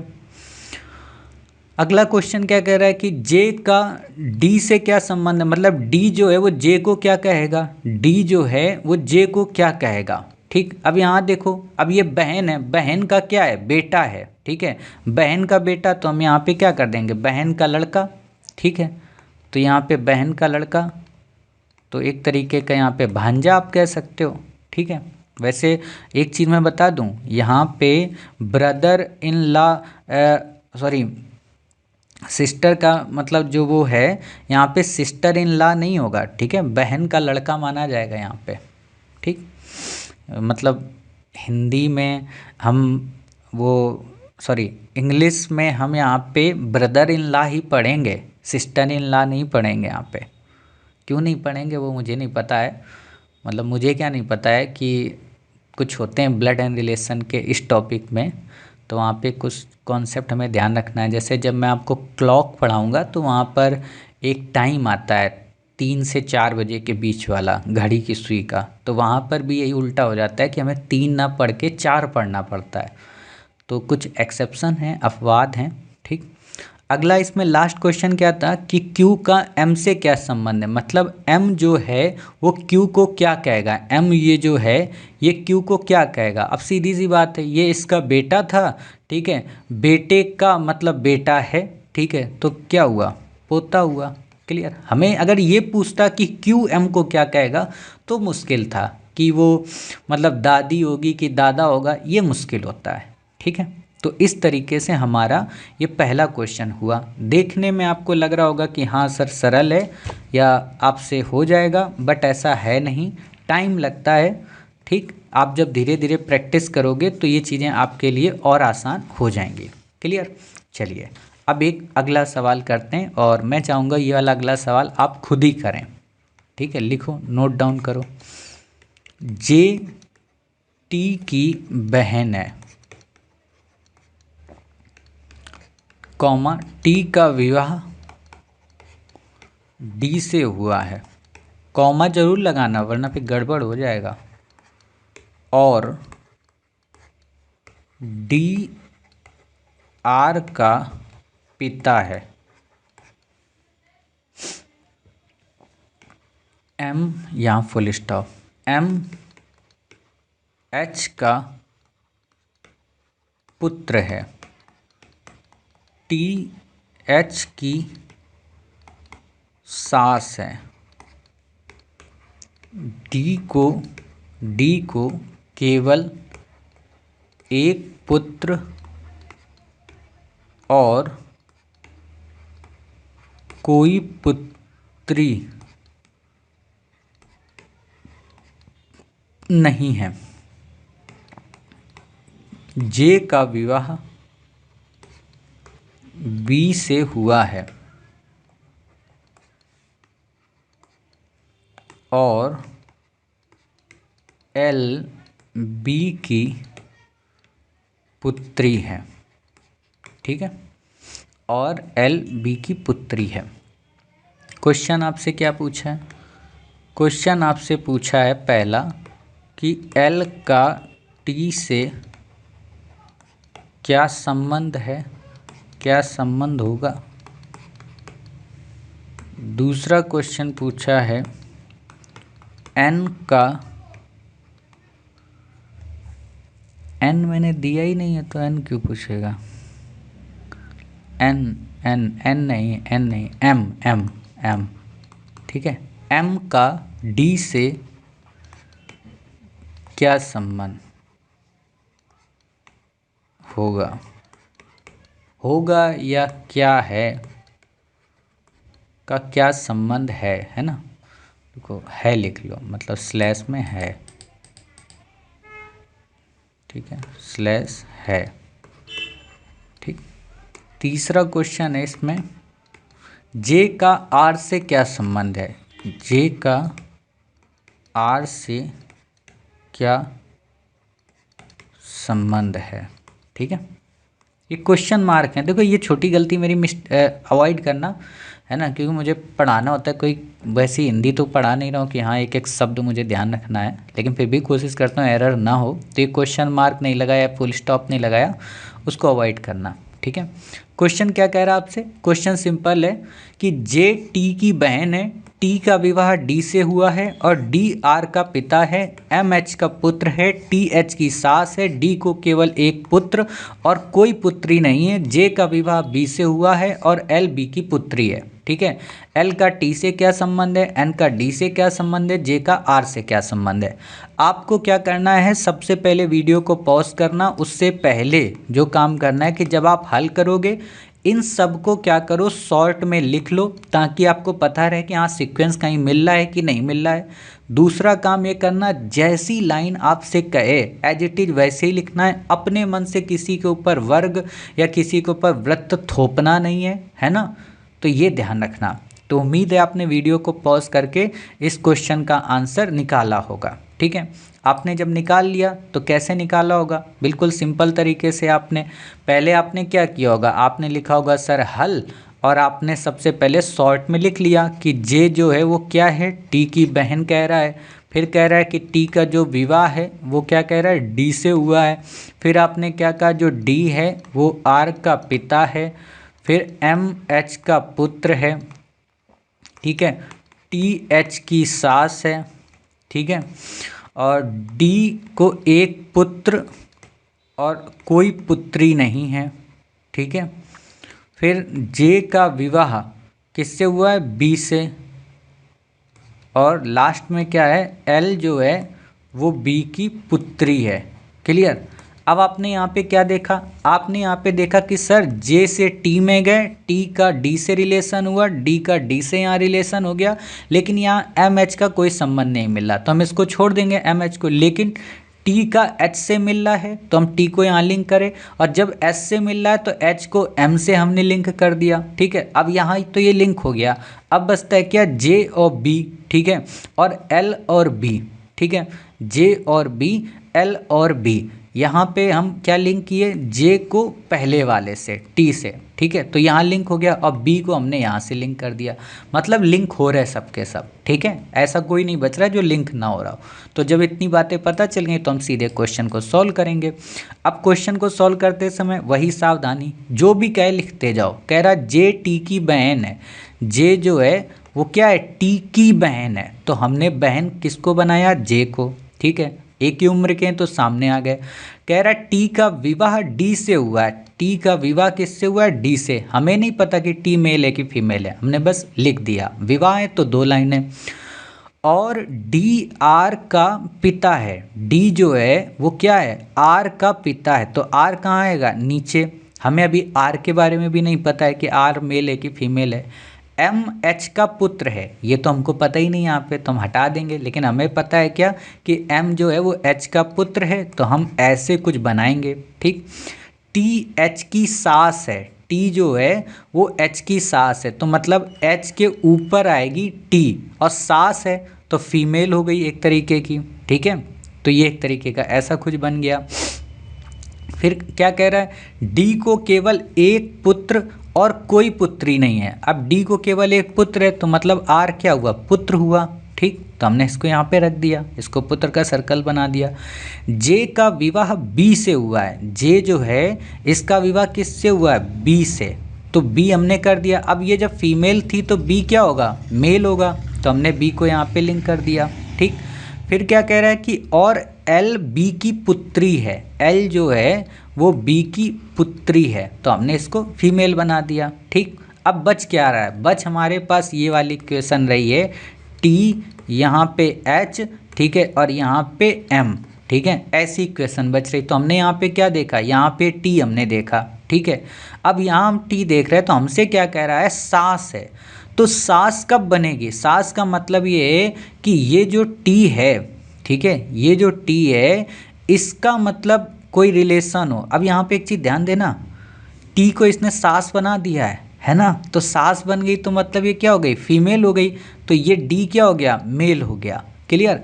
अब सास बना है तो सास का मतलब हुआ कि इसका जो बेटा है, ठीक है, इसका जो बेटा है उसकी पुत्री, ठीक है, सॉरी उसकी पत्नी, तो उसकी पत्नी कौन होगी, एच होगी। तो उसकी पत्नी जब एच हो गई तो एच को हमने सर्कल कर दिया, और ये क्या होगा, उसका बेटा एम, ठीक है। तो ये कुछ ऐसा बन जाएगा आपका सीक्वेंस। अब यहाँ से आप लिंक करो कि हाँ सच में सर टी हमारा एक जनरेशन गैप में है, एच हमारा यहाँ पे आएगा। क्लियर। तो यहाँ पर बस ये ध्यान रखना है, आपने पहले रफ में बना लिया आगे कि अच्छा टी एच एम ऐसे आ जाएगा, और फिर हमने यहाँ पे कुछ इस तरीके से करके रखा तो यहाँ पे फिट बैठ गया सांचा। ठीक, अगर आपको फिर भी नहीं समझ में आया तो मैं भाई एक बार फिर से बना के आपको दिखा देता हूँ। क्या कह रहा है, आपसे कह रहा है कि जे जो है वो टी की बहन है, तो हमने इसको ऐसे बहन बनाया और यहाँ पे टी कर दिया। हमें टी के बारे में नहीं पता था, टी का विवाह डी से हुआ है तो हमने टी का विवाह डी से कर दिया। डी आर का पिता है, डी जो है वो आर का पिता है, ओ सॉरी डी जो है वो आर का पिता है, तो हमने आर के पिता यहाँ कर दिया, तो ये उसकी माता हो गई टी। ठीक है, अब ये माता हो गई, फिर क्या कर रहा है, एम एच का पुत्र है, हमें नहीं पता। टी एच की सास है, टी जो है वो क्या है, एच की सास है। एच की सास कब होगी, जब यहाँ पर जब यहाँ पे जनरेशन गैप होगा, मतलब एच का कोई पुत्र होगा, ठीक है, एच का कोई पुत्र होगा, टी का कोई पुत्र होगा, और जो पुत्र होगा वो कौन होगा, आर होगा। अब जब आर होगा तो एच आर की क्या होगी, पत्नी होनी चाहिए, ठीक है, और जब पत्नी होगी तभी तो इसकी सास बनेगी। ठीक, अब ये सास बन गई। फिर कह रहा है डी को केवल एक पुत्र है, तो यहाँ पे क्लियर हो गया था कि हाँ सर आर ही है। ठीक, और कोई पुत्री नहीं तो पुत्री मतलब यहाँ पे कुछ है नहीं। जे का विवाह बी से हुआ है, जे का विवाह बी से हुआ है, तो बी क्या हो गया, मेल हो गया। एल बी की पुत्री है, यहाँ पे पुत्री हो गई। तो इस तरीके से आपका यहाँ पे बन गया। ठीक, लेकिन यहाँ पे एक लाइन क्या कह रहा है, एम एच का पुत्र है, तो यहाँ पे एच का पुत्र कौन हुआ, एम, तो ये हमने यहाँ पे बॉक्स बना दिया, है ना। तो ऐसे भी आप बना सकते हो। अब ये बन गया, आपसे क्वेश्चन कह रहा है कि एल का टी से क्या संबंध है, एल का टी से क्या संबंध है। ठीक, तो आप यहाँ पे ये देखो कि ये जो एल है ये बहन है, ठीक है, एल का टी से क्या संबंध है, मतलब एल का टी से क्या संबंध है, रुको एक मिनट, एल का टी से क्या संबंध है, मतलब टी जो है वो एल को क्या कहेगा, तो भांजी या एक तरीके की बहन की लड़की, है ना, बहन की लड़की। क्लियर, तो ये हो गया। दूसरा क्या कह रहा है कि एम का डी से क्या संबंध है, एम का डी से। अब यहाँ पे देखो गैप कितना बड़ा है, गैप का मतलब ये इसकी मतलब माता हैं, ये इसके पिता हैं, ठीक है, तो पिता के पिता, ठीक है, पिता के पिता। तो अरे यहाँ पे देखो उल्टा हो रहा है, मैं मतलब सही जा रहा हूँ लेकिन मैं बता उल्टा रहा हूँ। मतलब ये पिता हैं आर के, तो पिता का पुत्र और पुत्र का पुत्र, तो क्या हुआ, पोता हुआ। ठीक, अगला क्वेश्चन क्या कह रहा है, जे का आर से क्या संबंध है, मतलब आर जो है वो जे को क्या कहेगा, आर जो है वो जे को क्या कहेगा, यहाँ पे जे को। ठीक, तो आर की माता कौन है, टी है, और माता की ये क्या है, बहन है, ठीक है, जे, तो क्या लगी है एक तरीके की मौसी, है ना, पढ़ते ना बिल्ली मौसी। मैं अपनी मौसी, मेरी मौसी से लड़ाई चलती है अपनी, है ना, मतलब उनसे आजकल युद्ध की स्थिति हमारी चल रही है। तो और वैसे भी जब भी मैं मौसी का नाम सुनता था तो मैं हमेशा समझता था बिल्ली ही है ना, बिल्ली मौसी, हालांकि कहना नहीं चाहिए, नहीं तो मेरी माता जी नाराज़ हो जाएंगी, है ना। और वैसे मौसी का दर्जा माँ के समान होता है ना, हंसी मजाक अपनी जगह है, लेकिन मौसी का दर्जा माँ के समान माना जाता है। पहले की मूवियों में आप यही देखते थे कि मतलब संबंधों को ना, पहले की जो मूवियाँ होती थी हमारे समाज में, वो समाज को दर्शाती थी, मतलब समाज की वो रियलिटी को दर्शाती थी। और सबसे बड़ी बात है क्या, वो रिश्तों को पवित्र बनाती थी, उनमें एक पवित्रता लाती थी। आजकल की जो मूवी हैं या जो सीरियल हैं क्राइम पेट्रोल, वो अपवित्रता लाते हैं। मतलब मौसी, आप कोई भी गलत आप यूट्यूब पर सर्च करो तो हजारों चीज़ें मिलेंगी। तो उससे क्या हो रहा है कि रिश्ते जो हमारे हैं, समाज जो हमारा वो बिखर रहा है। और अगर मैं ये कहूँ सोशल मीडिया का सबसे बड़ा नुकसान क्या हुआ है, उसने हमारे समाज की सामाजिकता का पतन कर दिया है। तो जब भी आप एसे वगैरह लिखना ना, तो वहाँ पर अगर ये लाइन आप डाल दोगे कि सोशल मीडिया ने हमारे समाज की सामाजिकता का न केवल पतन किया है, बल्कि उस समाज में व्याप्त सहनशीलता है ना, या सहिष्णुता, उसके विचार को भी कहीं ना कहीं प्रभावित किया है। सोचो क्या मज़ा आएगा एग्जामिनर को पढ़ के। तो इस तरीके से क्वेश्चन हो गया आपका। यहाँ पे एक दो चीज़ें आप लिख लो, कई बार आप कंफ्यूज हो जाते होगे, है ना, नोट करके लिख लो। वैसे आपको पता ही होगा, देखो ये मैंने अपने लिए लिखा है ना, क्योंकि मुझे नहीं पता था एक ज़माने में। भाई का बेटा, है ना, भतीजा, कल ही मैंने बताया था ये कहानी, है ना। बहन का बेटा, बहन का बेटा भांजा, ठीक है। तो बस ऐसे इसको आप यहाँ बना लो, ठीक। चलिए एक लास्ट क्वेश्चन मतलब करते हैं, समूह वाला, ग्रुप वाला, ठीक है। ये ग्रुप में आता है क्वेश्चन। तो यहाँ पर एक बात ध्यान रख लो, पहले पहले लिख लो आप उस बात को, है ना। लिखो नोट, ग्रुप वाले प्रश्नों में सदस्यों के मध्य, ग्रुप वाले प्रश्नों में सदस्यों के मध्य आपसी रिश्ते बन भी सकते हैं,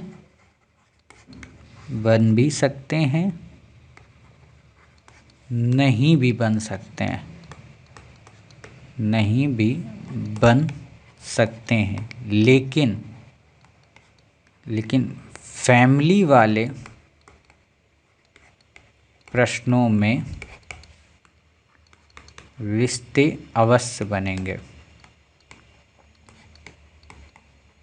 इसका क्या मतलब? इसका मतलब ये है कि जैसे आप देखते हो ना कि ABCDEFG एक समूह है, उसमें कोई एक मजदूर है, कोई एक विद्यार्थी है, कोई एक साहूकार है ना। और वहाँ आपसे पूछे कि ये एक पुरुष है, वो एक महिला है, इनका विवाह आपस में हुआ है, तो वहाँ बहुत कम संभावना है कि वो आपस में रिश्ते बनाते हों, ठीक है।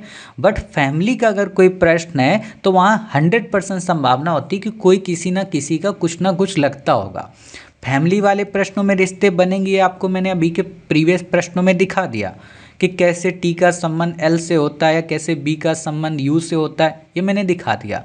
ग्रुप वाले में मैं आपको दिखा देता हूँ, और ख़ास तौर पे यूपीएससी ने इस ग्रुप वाले प्रश्न को 2016 में पूछा था, ठीक है। तो हम इस क्वेश्चन को सॉल्व करेंगे, फिर प्रैक्टिस सीट जब आपको देंगे। हाँ देखो आप ध्यान आया, मतलब जो चीज़ मैं पहले बताने जा रहा था वो अब ध्यान आई है कि मैं ये कहना चाह रहा हूँ। चलो पहले मैं ये बात कंप्लीट कर लेता हूँ, फिर मैं प्रैक्टिस सीट की बात को लास्ट में बताता हूँ। अब ध्यान रहेगी मेरे को, मैं यहाँ लिख लेता हूँ कि मुझे क्या बताना है प्रैक्टिस सीट के बारे में, ठीक है, मैं ध्यान रखूँगा। तो मैं ये कह रहा हूँ कि 2016 में यूपीएससी ने आपसे प्रश्न पूछा था, तो मैं आपको वो एक सवाल सॉल्व करके दिखा देता हूँ, ठीक।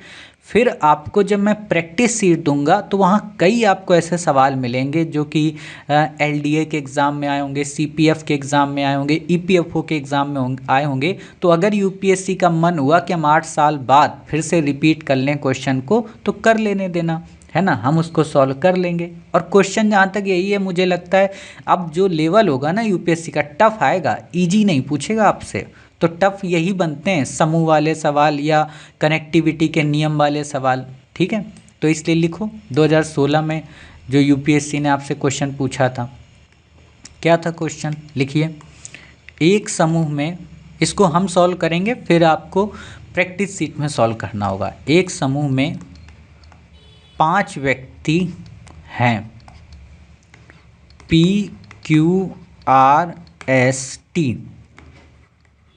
समूह में, यहाँ पे फुल स्टॉप है, समूह में एक डॉक्टर, एक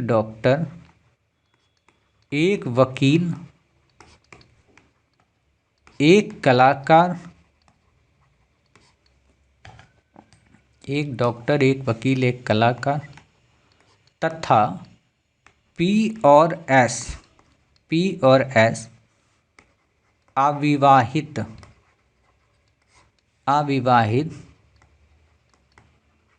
विद्यार्थी हैं।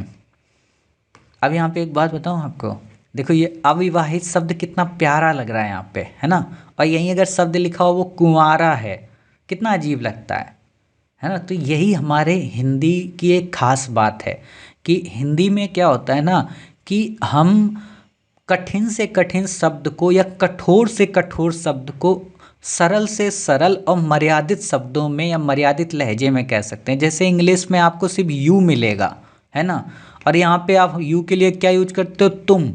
बट हिंदी में आप क्या कर सकते हो, आप में क्या होता है, एक सम्मान झलकता है। जैसे मैंने आप लोगों को, मेरे मुंह से आपने रेयर ही सुना होगा कभी कि मैंने कभी आप लोगों को ये कहा हो कि तुम बताओ, है ना, तुम ये क्वेश्चन सॉल्व करो, रेयर होगा। 2016 के पहले मैं तुम ही बोलता था सब, लेकिन 2016 में एक बार मतलब भरी क्लास में मुझे खड़ा करके बेइज्जत किया गया इसी चीज़ को लेकर। हुआ क्या था कि मेरे को एक देवी जी से क्वेश्चन पूछना था, तो मैंने उनसे कह दिया कि तुम बताओ खड़ी होके। तो वहाँ के जो हेड ऑफ वो थे, उन्होंने मेरे को डांट दिया, बोले तुमको तमीज़ नहीं है, ये आपसे इतनी उम्र में बड़ी हैं और आप इनको तुम बोल रहे हो। तो फिर मैंने उस दिन से प्रतिज्ञा ली थी कि नहीं, अब मैं आप ही शब्द यूज करूँगा। तो आप ही यूज करता हूँ, हालांकि घर पे मुझे तुम ही यूज करना पड़ता है, क्योंकि वही होता है ना कि ज़्यादा फिर घर वालों को सम्मान दे दो तो उनको लगता है अच्छा बेटा शहर की रंगबाजी दिखा रहे हो, तो वो चीज़ नहीं बनती है। खैर क्वेश्चन देखते हैं। एक समूह में 5 व्यक्ति हैं, PQRST। समूह में एक डॉक्टर, एक वकील, एक कलाकार तथा P और S अविवाहित विद्यार्थी हैं। T एक पुरुष है जिसका विवाह समूह के एक व्यक्ति से हुआ है, Q P का भाई है, Q, P का भाई है तथा वह डॉक्टर या कलाकार नहीं है। R डॉक्टर नहीं है,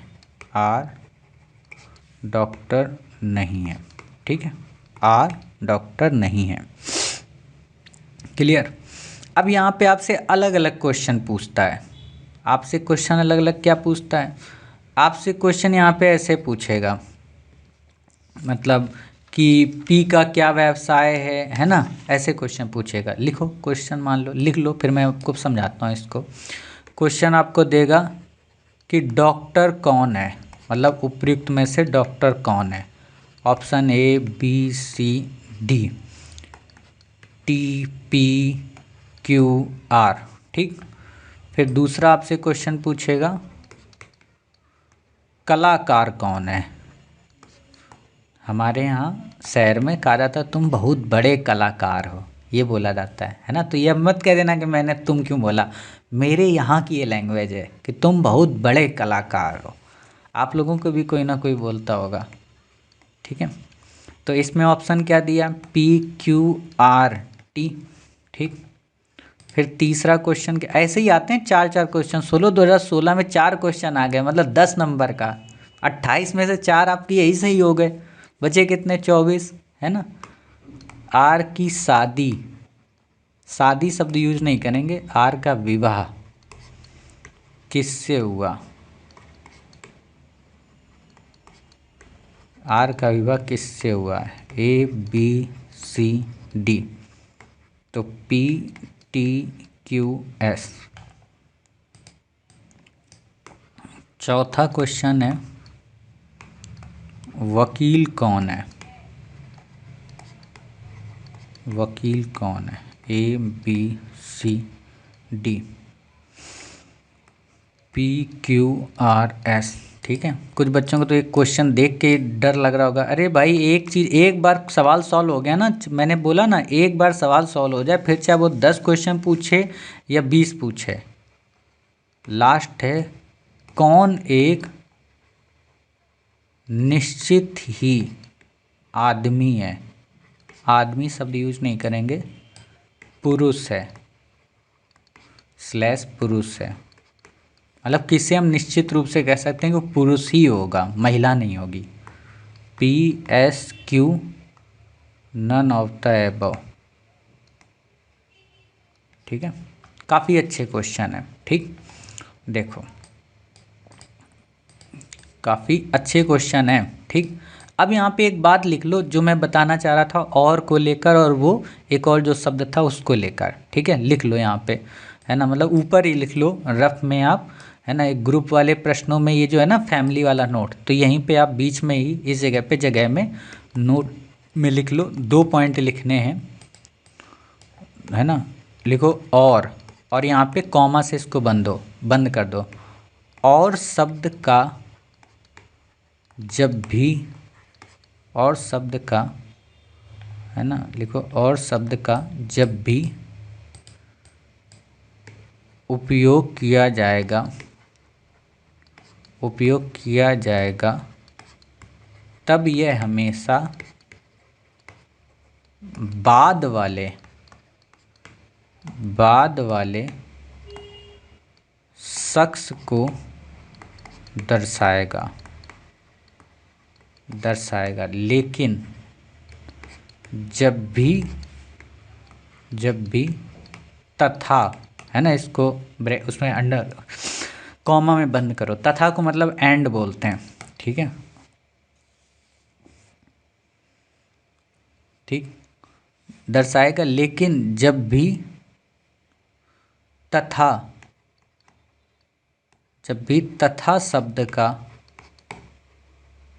उपयोग होगा तब, सॉरी,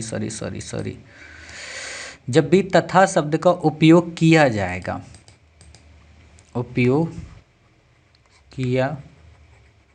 जाएगा तब यह हमेशा पहले वाले, बाद वाले को भी कॉमा में बंद करो और पहले वाले को भी कॉमा में बंद करो, तब ये पहले वाले शख्स को दर्शाएगा। मतलब पहले वाला शख्स मतलब PAQ है ना, उस चीज़ को दर्शाएगा। अब यहाँ पे समझो, इसको फुल स्टॉप करो। मैंने क्यों लिखाया ये, मैंने लिखाया इस क्वेश्चन के लिए। जैसे आप ये क्वेश्चन देख रहे हो कि एक समूह में 5 व्यक्ति है, PQRST। समूह में एक डॉक्टर, एक वकील, एक कलाकार तथा P और S अविवाहित विद्यार्थी हैं, है ना। यहाँ तो तथा से हमें कोई दिक्कत नहीं।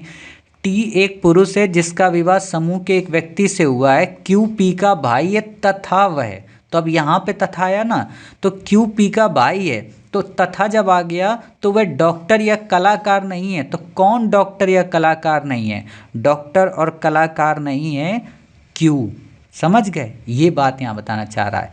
R डॉक्टर नहीं है। ठीक, अब ऐसा सवाल आपको मिला है, तो इस सवाल को मैं ही सॉल्व करके आपको दूंगा। ठीक है, ताकि आपको दिक्कत ना आए। इस सवाल को जब हम सॉल्व करेंगे ना, तो सबसे पहली चीज़ जानते हो क्या हमें ध्यान रखनी है? ये सवाल हमारा मिक्सअप है, मतलब ये पजल का सवाल है। आपको जब पजल पढ़ाएंगे तो वहाँ पे हम आपको इंडेक्स बनाना सिखाएंगे। इंडेक्स का मतलब क्या होगा कि किसके क्या कार्य हैं और वो व्यक्ति जो है वो कौन है। ठीक, तो ये ऐसे सवाल होते हैं। यहाँ पर ध्यान आपको क्या रखना है, यहाँ पे पहले की तरह भी चीज़ें यूज होंगी, मतलब सर्कल का और वर्ग का हम यूज करेंगे, लेकिन उसके साथ साथ हम उसके कार्यों को भी यूज करेंगे, तभी जाके हमारा उत्तर पूरी तरह से कंप्लीट माना जाएगा। ठीक, तो यहाँ एक एक बात को बहुत बारीकी से लिखने की ज़रूरत होती है। एक भी बात अगर छूटी तो आंसर गलत होगा, और एक नहीं गलत होगा, 5 गलत होंगे क्योंकि डायग्राम अगर गलत बन गया तो 5 गलत हो जाएंगे आपके उत्तर। ठीक, तो हमें इस बात को बहुत अच्छे से ध्यान में रखना होता है। तो अब आप देखो सवाल, जो आपका सवाल है वो क्या कह रहा है? वो कह रहा है कि सर 5 व्यक्ति हैं। ठीक, अब एक बात बता दूं, ये व्यक्ति का मतलब ये कभी नहीं होता है कि ये सब के सब पुरुष होंगे, है ना। व्यक्ति वर्ड या मानव वर्ड ये दोनों के लिए कॉमन है। तो यहाँ ये मत समझना 5 व्यक्ति का मतलब 5 पुरुष होंगे, नहीं। है ना, व्यक्ति वो यूज किया गया कॉमन के लिए। तो आपसे क्या कहा, 5 व्यक्ति कौन है, P है, Q है, R है, S है, T है, ठीक। अब आपसे कह रहा है कि इनमें जो है समूह में, इनमें क्या है कि एक जो है वो डॉक्टर है, ठीक है, एक क्या है वकील है, ऐसे लिख लो आप, एक क्या है कलाकार है। अब आपको क्या पता चला कि सर 3 लोग तो ये हो गए, अब बचे 2। तो कह रहा है कि P और S जो है ना, P और S जो हैं ये क्या हैं, अविवाहित विद्यार्थी हैं। अविवाहित विद्यार्थी मतलब हम जैसे लोग, हम जैसे का मतलब मैं तो हूँ, लेकिन वही बात मैं तो विद्यार्थी भी नहीं हूँ, हालांकि विद्यार्थी ही मान लेता हूँ, आपको पढ़ाने के अलावा तो विद्यार्थी हूँ, है ना, मैं भी पढ़ाई ही कर रहा हूँ ताकि आपको और अच्छे से पढ़ा सकूँ।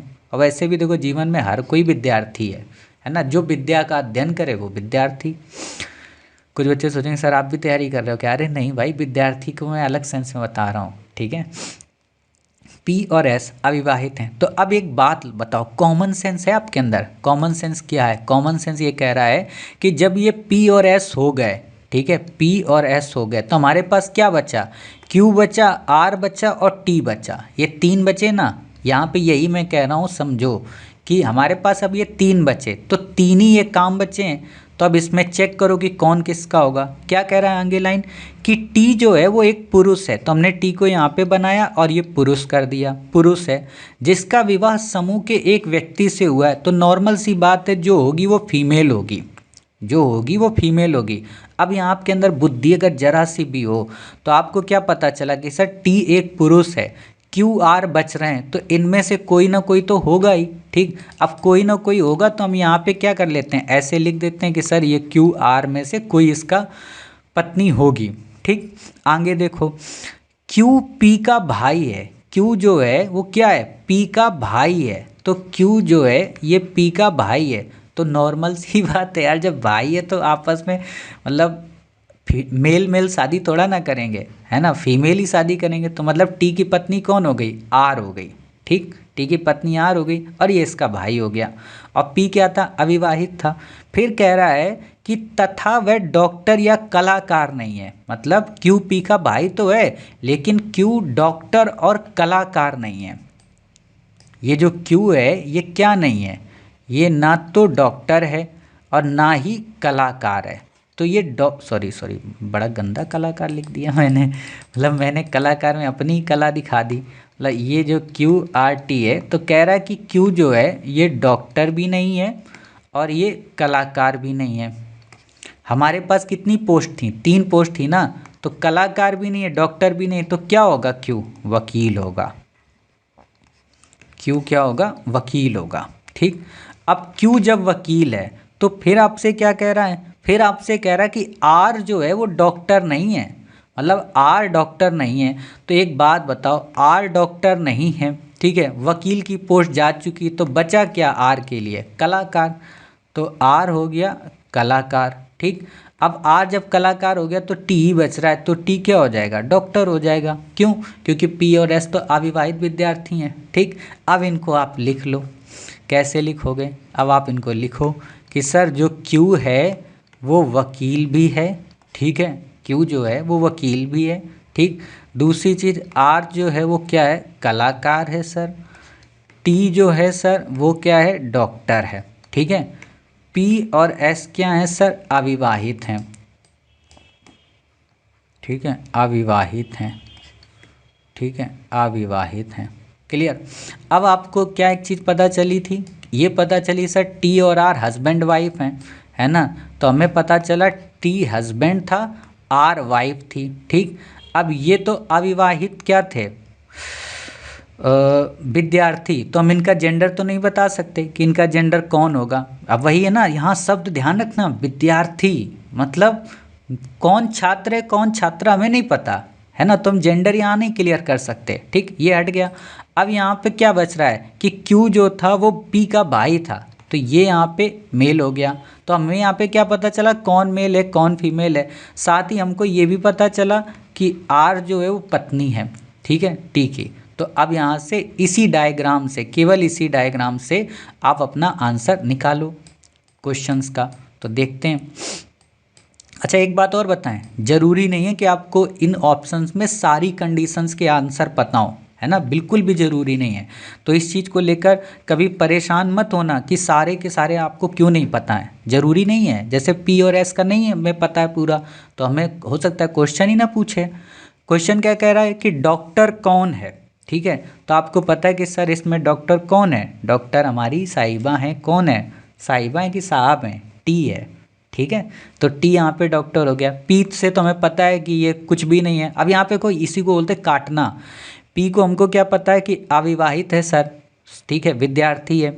क्यू के बारे में हमको क्या पता है कि सर ये तो वकील था, ठीक। आर के बारे में हमको क्या पता था, कलाकार था, ठीक है। मतलब आर कलाकार था। अगला क्वेश्चन देखो वही पूछ रहा है कि कलाकार कौन है, तो हमें पता है आर। पी तो हो नहीं सकता, है ना। क्यू क्या था, वकील था। टी का तो ऊपर ही आंसर हमने निकाल दिया। तो अब देखो टी अपने आप कट रहा है ना। आर की शादी या आर का विवाह किससे हुआ। अब देखो अगर आप क्वेश्चन वैसे भी ना पता होता तो यहाँ से ही आप निकाल लेते कि टी का तो विवाह हुआ है, तो किससे हुआ होगा, सीधी सी बात है, टी से हुआ है, ठीक है। पी और एस क्या थे, अविवाहित थे, तो ये तो कट ही जाते हैं, बी और सी बचते हैं, ठीक। फिर लास्ट क्या आता है, वकील कौन था, तो वकील के बारे में आपने ऑलरेडी बता दिया कि सर वकालत एक ही आदमी कर सकता है और वो हमारा बेचारा क्यू है। लास्ट क्या है, ये क्वेश्चन थोड़ा टफ है कि कौन एक निश्चित ही आदमी या पुरुष है, ठीक। तो एक बात बताओ, पी और एस के बारे में हम नहीं कह सकते क्योंकि वो विद्यार्थी हैं। छात्र हो भी सकते हैं, छात्रा भी हो सकती है, तो इसमें हम निश्चित नहीं कह सकते।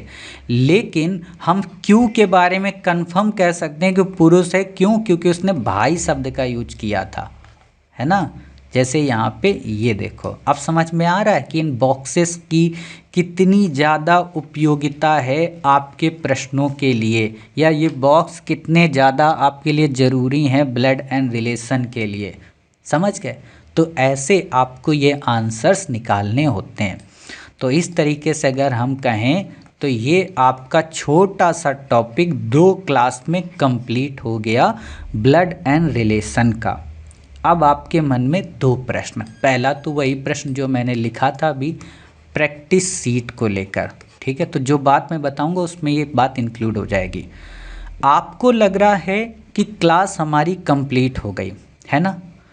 आप सोच रहे होगे कि सर बड़ा छोटा टॉपिक है, कंप्लीट होगी, तो क्या यही यूपीएससी का हाई लेवल हुआ। नहीं, मैंने आपको क्या बताया था, अगर आपने मैथ की क्लास पढ़ी होगी, कि हम आपको लेवल में चीज़ें कवर कराएंगे। ये हमारा बेसिक लेवल, लेवल 1 कंप्लीट हुआ, ठीक है।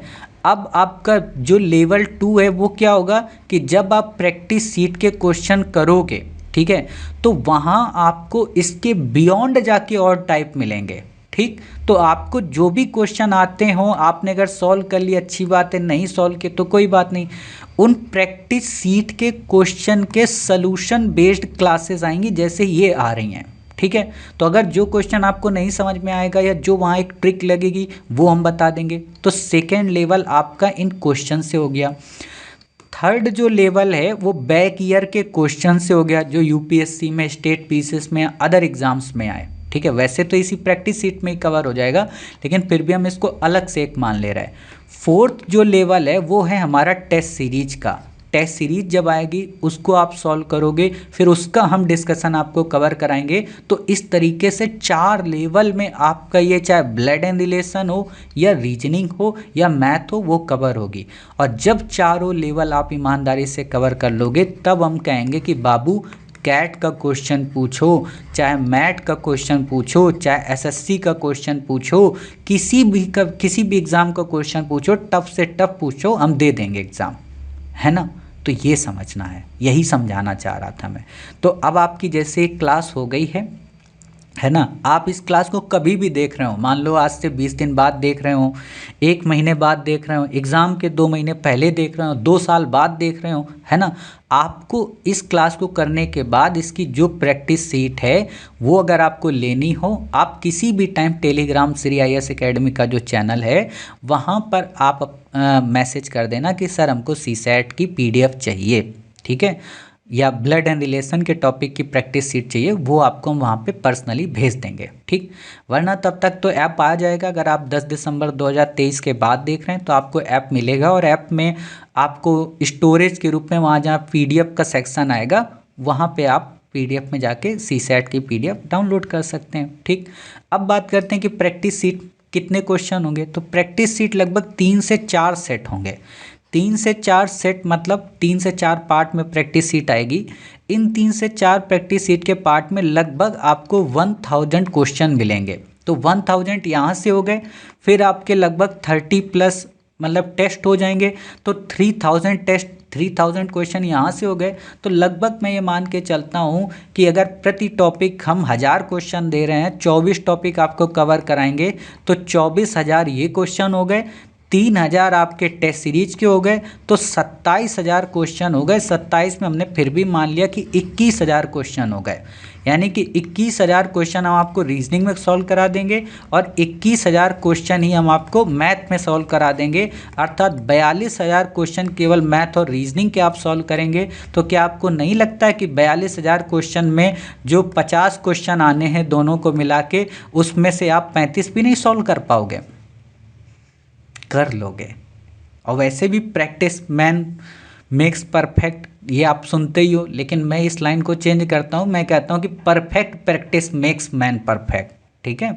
तो परफेक्ट प्रैक्टिस हमें करानी है। और मैं सीधी सी बात है, मैं इस बात पे यकीन नहीं करता हूँ कि हम तुक्का मार के आएंगे। पहले का ज़माना अलग था, पहले मैं तुक्का के लिए खुद सपोर्ट करता था। अब मैं चाहता हूँ कि आप प्रैक्टिस करो, ज़बरदस्त प्रैक्टिस करो, क्लासेस को मिस मत करो। हर हाल में क्लास आपको देखनी है, नोट्स बनाना है और 1 से 2 बार क्लास देखनी है। तो अब जैसे आपने क्लास देख ली है, आपको चीज़ें समझ में आ गई हैं, ठीक है, तो अब आप प्रैक्टिस सीट मिलेगी, आप उनको सॉल्व करिए। जो क्वेश्चन ना आए उनको गोला वहाँ पर लगा लीजिए कि ये नंबर का क्वेश्चन आपको नहीं आता है। जब आपको प्रैक्टिस सीट के क्वेश्चन सॉल्व कराए जाएंगे तो आपको आंसर मिल जाएगा। क्या प्रैक्टिस सीट की क्लासेस यूट्यूब पर पब्लिश होंगी? नहीं पब्लिश होंगी। प्रैक्टिस सीट की क्लासेस श्री IAS एकेडमी के ऐप पर ही पब्लिश होंगी, जो कि अगले कुछ दिनों में आने वाला है, ठीक है। क्या उसका चार्ज होगा? तो हाँ, उसका एक बेसिक चार्ज होगा, और वो उसी CSAT के कोर्स में इंक्लूड है, 250 रुपये, है ना। उससे ज़्यादा क्या है, मतलब सोचो ना, 250 रुपये। मतलब आप जब 10th में पढ़ते थे तब आप देते थे महीने का 250, हम आपसे ले रहे 250 आपका 1 साल का एग्ज़ाम तक का, वो भी CSAT का, मैथ और रीजनिंग। और सोचो मतलब 250 में मैं आपको क्या दे रहा हूँ, 42,000 क्वेश्चन दे रहा हूँ, ये हो गए। फिर इसके बाद कॉम्प्रीहेंसन हो गए, पूरी की पूरी क्लासेस हो गई। मतलब 250 में तो 250 से भी ज़्यादा क्लास हो जाएंगी उसमें।